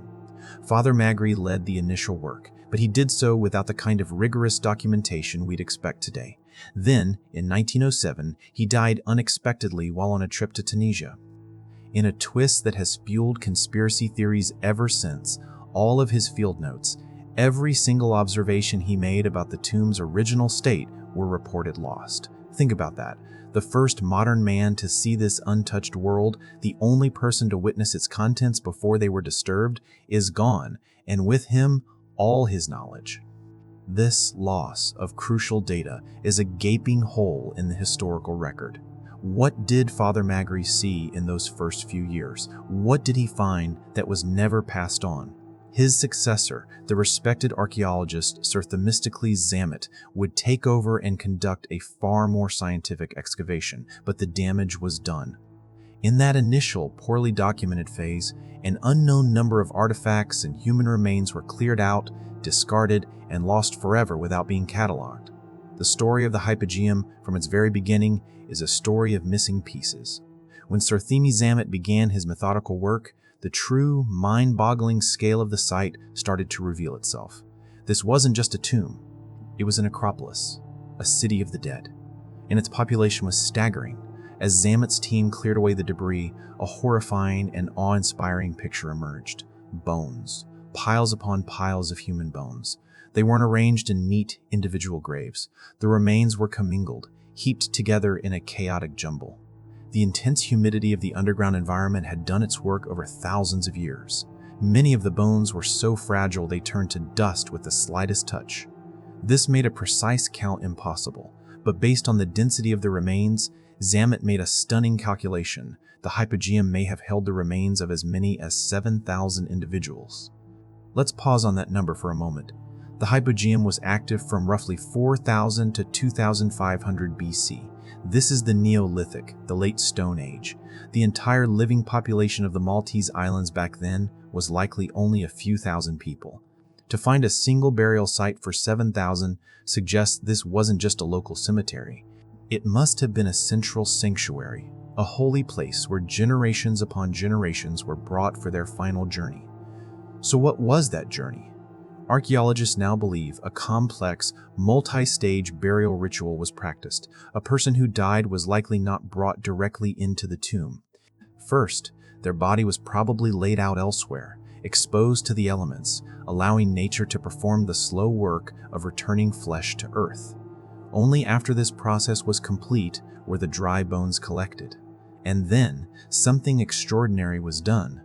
Before being placed in their final rest, many of the bones were painted with red ochre, a natural clay pigment. For ancient peoples, red was the color of blood, the color of life itself. By coating the bones of their dead in red, were these Neolithic people performing a kind of magic? A ritual to symbolize rebirth, to cheat the finality of death and reconnect the ancestor to the living? Imagine the scene. A solemn procession carrying the ochre-painted bones of their loved ones. They enter the dark mouth of the Hypogeum, leaving the world of light behind. They descend into the man-made underworld and place the remains among the thousands who came before. This wasn't just a tomb for 7,000 bodies, it was an active, sacred space for 1,500 years, a testament to a culture obsessed with the journey of the soul and the eternal cycle of life, death, and rebirth. While the sheer number of bones grabs the headlines, the Hypogeum was also a treasure chest, filled with artifacts that give us a tantalizing glimpse into the minds of its creators. The objects left with the dead tell a story of a culture rich with art, ritual, and advanced symbolism. Among the layers of bone, excavators found a wealth of objects. Decorated pottery, maybe once filled with offerings, countless beads made from stone and shell, and even amulets, small charms meant to protect the dead on their journey. Each artifact is a breadcrumb, a tiny clue leading us back to a people who left no written language, whose beliefs can only be pieced together from what they left behind. And on the walls, one of the Hypogeum's most precious secrets. In several chambers, the limestone is decorated with paintings. Done in the same red ochre used on the bones, these are the only prehistoric paintings ever found on Malta. The designs are abstract and hypnotic, spirals, honeycombs, and circles that seem to flow across the rock. What did they mean? Maps of the cosmos, symbols of the afterlife, or perhaps they were records of shamanic visions, geometric shapes seen in a trance-like state. We'll never know for sure, but their presence turns this tomb into an art gallery at the heart of a house of the dead.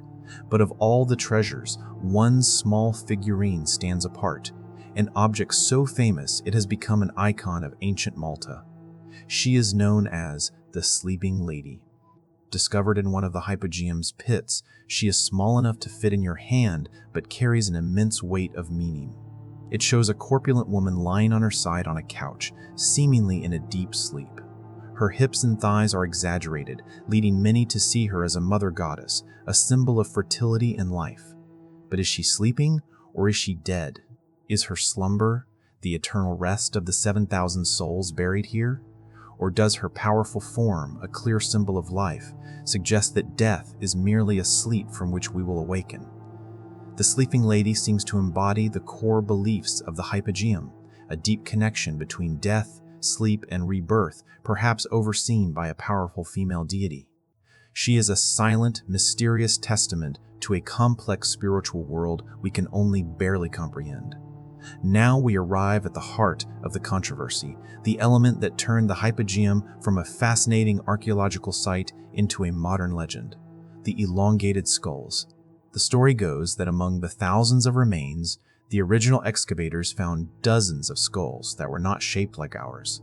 They were described as long and stretched, with bizarre features that, for some, could not be entirely human. This is the claim that launched 1,000 theories. Were these the skulls of an alien race that visited ancient Malta, a lost human species? Or maybe even the Nephilim, the giants of myth? The narrative is powerful. A trove of anomalous skulls is found, studied in secret, and then mysteriously vanishes. Today, most of the skulls from the original find are gone, fueling claims of a massive cover-up by authorities desperate to hide a world-shattering truth. So, let's investigate. What is the real story of the skulls? The tale seems to start with Sir Themi Zamet himself. He noted that some of the intact skulls he found were dolichocephalic, a scientific term simply meaning long-headed. For some, this was the smoking gun. They took long-headed to mean unnaturally, bizarrely elongated. This fed into another theory, that these were evidence of artificial cranial deformation, the practice of binding an infant's head to change its shape, often as a mark of an elite or priestly class. But here is where the official story gets strange. Recent scientific analysis of the few surviving skulls concludes that they show no evidence of artificial binding. They are dolichocephalic, yes, but their shape falls within the normal range of natural human variation. So what are we to make of this? The alien narrative is pure speculation, and the head-binding theory, while a known human practice elsewhere, doesn't seem to apply here. This raises an even bigger question. If the skulls weren't physically altered or alien, why did the story of a cover-up begin in the first place? And what happened to the rest of them? The truth is likely more tragic than conspiratorial. The Hypogeum is incredibly damp. The vast majority of the 7,000 skeletons had disintegrated, and early 20th century excavation methods were not what they are today. Only a handful of skulls were ever recovered intact. They didn't vanish in a grand plot. They were likely lost to time, decay, and poor collection methods. The few that survive are kept in the reserve collection of Malta's National Museum of Archaeology, not to hide them, but to preserve their fragile state. In response to public curiosity, they have even been put on special display. The scientific consensus is clear. They are not alien. But that doesn't solve the mystery, it only deepens it. Why did this place, filled with seemingly normal human remains, give birth to such an extraordinary legend? The contents of the Hypogeum are astonishing, but the structure itself is perhaps the greater marvel. This is not a natural cave. It's a 500 square meter, 3-story complex that was painstakingly carved and engineered out of solid rock over 1,000 years.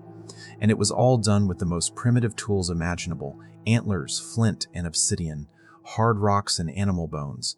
Imagine the dedication. Generations spending their lives in near darkness, chipping away at limestone to create this subterranean world. The level of planning is breathtaking. The builders weren't just digging tunnels, they were sculpting space. Many chambers imitate the architecture of the megalithic temples built above ground during the same period. They carved false doorways and trilithons, the classic 3-stone structure seen at Stonehenge, directly into the rock. They were recreating the world of the living in the world of the dead. The sophistication went even further. In the lowest level is a chamber known as the Holy of Holies. Some researchers have proposed that its entrance may be aligned to the winter solstice, allowing a beam of light to penetrate the darkness on the shortest day of the year. While it remains a tantalizing but unproven idea, It speaks to a possible interest in connecting this dark world to the cycles of the cosmos. Even more astounding are the Hypogeum's acoustics. In one chamber, the oracle room, there is a small niche carved at head height. If a person with a deep voice chants into this niche, something incredible happens. The sound is magnified and echoes throughout the entire complex. But it's more than an echo. Acoustic studies have found that the chamber resonates powerfully at a frequency of around 110 Hz. This frequency is known in other contexts to have a curious effect on the human brain, potentially stimulating parts of the mind associated with mood and spiritual experience. Chanting at this frequency wouldn't just be heard, it would be feltema. The vibrations would travel through the floor and the rock, creating a physical sensation in everyone present.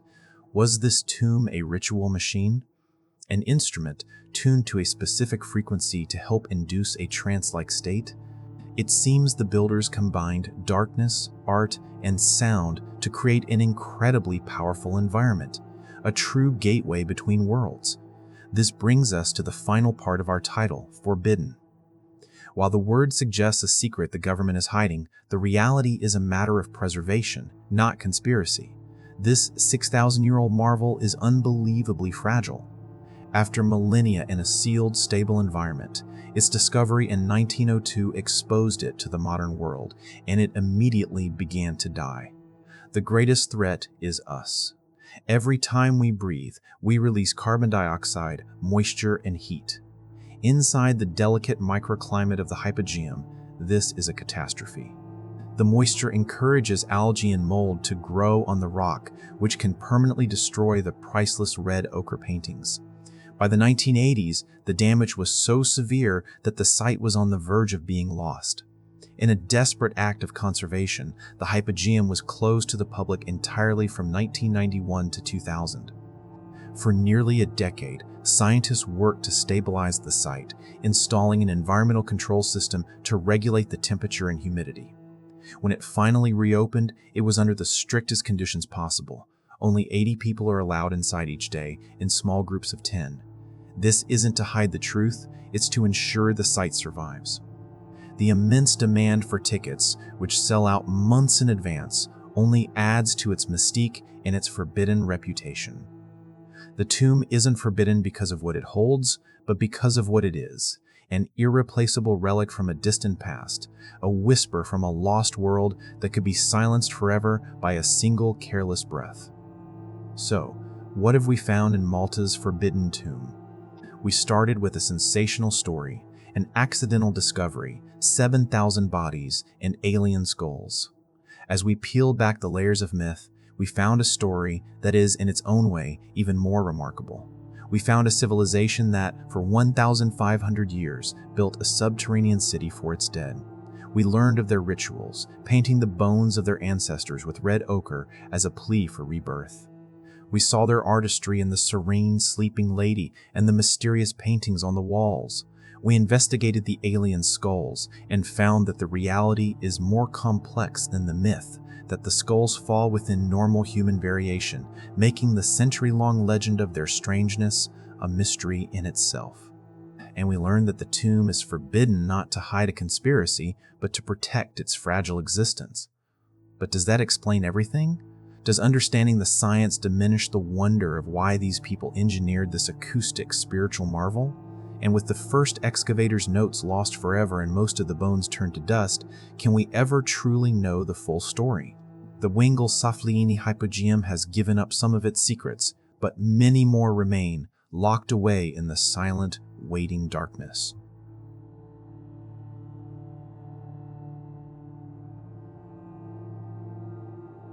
We all know the Colosseum. We've seen the pictures. It's a ruin of impossible scale, a monument to an empire's power, the greatest stage for spectacle the world has ever known. For nearly 2,000 years, its broken arches have defined the skyline of Rome, a permanent reminder of gladiatorial combat and the brutal games that once took place within its walls. We picture the roar of 50,000 spectators, the clash of steel on the sun-baked arena floor. This is the Colosseum we think we know. But what if I told you the real show, The true genius and the true terror of this place wasn't happening on the sand of the arena at all. It was happening directly below it. Beneath the thunderous applause and the dying screams, a secret world was in constant motion. A dark, claustrophobic labyrinth of tunnels and machinery operated by slaves in flickering torchlight. This was a hidden engine of death, an underground factory designed for one purpose: to deliver shocking, terrifying, and awe-inspiring spectacles to the citizens of Rome. This is the story of the Colosseum's forbidden underground, the Hypogeum, a place that turned a simple arena into a highly advanced stage of death and whose secrets are still being unearthed today. To understand the Hypogeum, you have to imagine yourself there. It's the year 80 AD, and you're a Roman citizen attending the inaugural games hosted by the Emperor Titus. This marvel, the Flavian Amphitheater, has just been completed. The sheer scale is dizzying. Paid for with spoils from the sack of Jerusalem, it's a monument to victory, built from travertine limestone, tough and brick-faced concrete. As you find your seat, the entire social order of Rome is laid out before you. The emperor has his box. The senators sit on marble benches down front, some with their names literally carved into the stone. Behind them, the knights of Rome, and tier by tier, rising up to the very top, are the common people, the plebs XGE. Even higher, in a standing room gallery, are the poorest of the poor. From the outside, it's a masterpiece of architecture, but from the inside, it's a perfect reflection of the Roman world, a rigid hierarchy obsessed with power, status, and spectacle. The day begins. A grand procession, the pompa, circles the arena. Then come the animal hunts, the Sevenationists, wild beasts from the furthest corners of the empire, lions from Africa, bears from Scotland, tigers from the east, are released to be hunted by warriors called venatores. But something is strange, something seems impossible. You're watching a hunter stalk his prey. Suddenly, from a patch of ground that was solid just moments before, a lion erupts, roaring into the light. The crowd gasps, then roars its approval. Later, the scenery itself seems to change. Rocks and trees rise from the floor, creating a forest where there was once only flat sand. How? There are no visible gates large enough for these things to appear so suddenly. It's as if the arena itself is alive, a magical stage capable of conjuring nightmares at will. This was the illusion. And in its early years, the Colosseum held an even more astonishing secret. The poet Martial, an eyewitness to the opening games, tells us not to be deceived by what we see. He writes of witnessing full-scale naval battles with specially made flat-bottomed ships fighting in the arena. He says, "Here but lately was land, a short while hence you will be saying, here but lately was sea." Now, ancient writers insist this happened, that the arena could be flooded to a depth of about 5 feet, likely fed by a nearby aqueduct. But modern archaeology has found little direct evidence for how such a massive feat was accomplished here, and the issue remains a profound mystery. It was an engineering marvel, but it didn't last. When Titus died in 81 AD, his younger brother Domitian took power, and Domitian had a different, darker vision for the Colosseum. He saw the potential for something more complex, more dynamic, and ultimately more terrifying. He ordered the shallow basin to be ripped out. In its place, he commissioned a project that would forever change the games. He commanded the construction of a deep, 2-level subterranean network of tunnels and cages. This was the birth of the Hypogeum, the literal underground. The era of naval battles in the Colosseum was over. The age of the secret death machine was about to begin. To truly comprehend the Colosseum, we have to leave the sun and the roar of the crowd behind us. We must descend. Imagine walking not as a spectator, but as a worker, past the grand public staircases and down a narrow, steep set of stairs into the dark. The air changes instantly. The Roman sun vanishes, replaced by a cool, damp chill. The sounds of the city are gone, replaced by an oppressive quiet that you know won't last. As your eyes adjust to the torchlight, the world of the Hypogeum reveals itself. It's a labyrinth, a sprawling, 2-level network of corridors and cells stretching for half a hectare beneath the arena.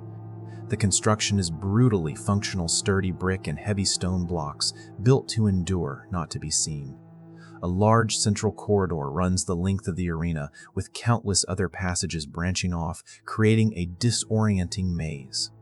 The first thing that would have hit you is the smell, a foul, thick cocktail of unwashed human bodies, sweat, and fear. The acrid stench of animal waste from hundreds of caged creatures, and underneath it all, the coppery tang of blood, which inevitably seeped through the wooden floorboards from above. It's the smell of a slaughterhouse and a prison all in one, and the sounds are even worse. From the holding pens lining the tunnels comes a constant low growl of unseen predators. Lions, tigers, bears, all pacing restlessly. You hear the scrape of claws on wood, the occasional bone-jarring roar that echoes through the stone passages. And then there are the sounds of men, the quiet murmur of gladiators waiting for their turn to die. Some are prisoners of war, others condemned criminals, a few are even volunteers seeking glory. You can hear the clank of their armor, their hushed prayers, the nervous energy of men about to face oblivion. And finally, you hear the machine itself, the groaning of wooden gears, the straining of ropes, the shouts of the slave crews who operate this entire underworld. This was Domitian's creation. By digging this space out, he sacrificed the grand naval shows for a system of unparalleled efficiency and surprise. He understood that the key to a truly great spectacle wasn't just the fight itself, but the presentations. The crowd didn't just want to see a lion, they wanted to see it appear from nowhere, as if summoned by magic. The Hypogeum was the answer. It was a backstage area, a storage facility, and a complex machine all in one.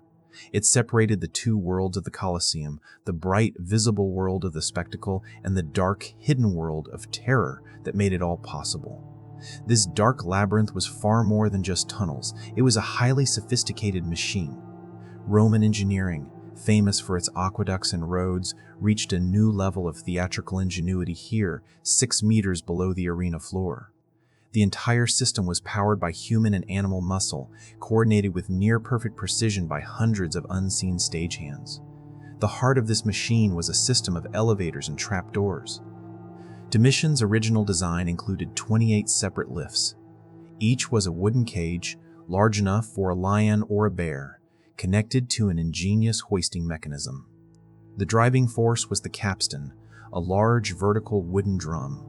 Teams of slaves would push long levers inserted into the capstan, walking in circles to wind a rope that ran through a series of pulleys, slowly raising the caged animal 24 feet up a vertical shaft. To operate all 28 lifts at once would have required over 200 people working in the dim, cramped conditions of the underground. The precision was immense. As the cage reached the top, a hinged trapdoor on the arena floor would open, and the enraged, disoriented animal would run up a short ramp and emerge directly onto the sand. To the 50,000 spectators above, it was pure magic, a predator appearing from the very ground the gladiators stood upon. And the scale of their ambition was staggering. The historian Cassius Dio records that over 9,000 wild animals were killed during the Colosseum's inaugural games. Another writer tells of a spectacle where 100 lions appeared at once, as if bursting forth from the earth. This was the power of the Hypogeum's lift system. Later modifications expanded it to as many as 60 lifts, capable of hoisting both people and animals. But what about the largest of beasts, like war elephants? For them, the Romans developed large, hinged wooden platforms called hegmata, essentially powerful freight elevators that could raise the largest animals and heavy pieces of scenery from the central corridor.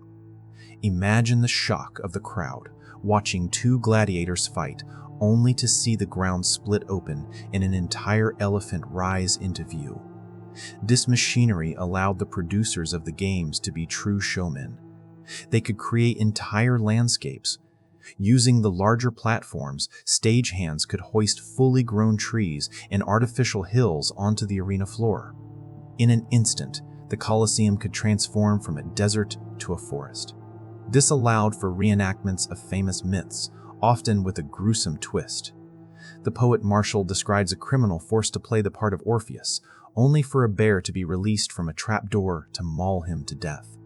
The logistics were immense. Underground tunnels connected the Hypogeum to the outside world. The main eastern tunnel led directly to the Ludus Magnus, the largest gladiatorial school in Rome, allowing gladiators to move to their holding pens without ever being seen by the public. Everything was controlled from below, operated by hundreds of slaves who toiled in darkness. In 2015, a replica of one of these ancient elevators was reconstructed in the Colosseum. Powered by a team of 8 men, it successfully lifted a wolf into the arena, the first time a wild animal had entered the Colosseum that way in 1,500 years. The experiment proved the Roman design was not only ingenious, but brutally effective. For all its brilliance, the Hypogeum was a human-powered machine, and its cost was measured in sweat, fear, and blood. We have to see it through the eyes of those who lived and died in its depths. First, the stagehands. They are the forgotten figures of the Colosseum. Mostly slaves, their job was one of constant physical exertion and extreme danger. Imagine spending your days in near total darkness, breathing foul, stagnant air, pushing heavy capstans hour after hour. The noise is a constant assault, grinding machinery, shrieking animals, and filtering down from above, the bloodthirsty roar of 50,000 people. A slipped rope or an escaped animal could mean instant death. These men were the invisible engine of the spectacle, their suffering the silent fuel for the crowd's delight. Now, picture yourself as a gladiator. You are the main event. On the day of the games, you walk the underground tunnel that connects your barracks to the Hypogeum. You step into the darkness, and the sensory assault begins. The smell of fear is now your own. The roar of the crowd is a deep, earth-shaking rumble that you feel in your bones. You're led to a holding cell, and you wait. You can hear the events unfolding above, the screams of men being executed, the snarling of the beasts you might soon have to face. Finally, your time comes. You're guided to a lift. You step into a small wooden cage. The gate clangs shut. Then, the slow, groaning ascent begins. For a few terrifying moments, you are rising through darkness. Then, a brilliant, blinding square of light appears. The trapdoor opens. You're propelled into the arena. The sudden transition from the dark, cramped tunnels to the vast, sun-drenched space filled with the deafening roar of the crowd would have been completely disorienting. And before your eyes can even adjust, your opponent is there. The fight for your life has begun. And finally, the animals. Ripped from their natural habitats, they endured a brutal journey to Rome only to be kept in dark cages.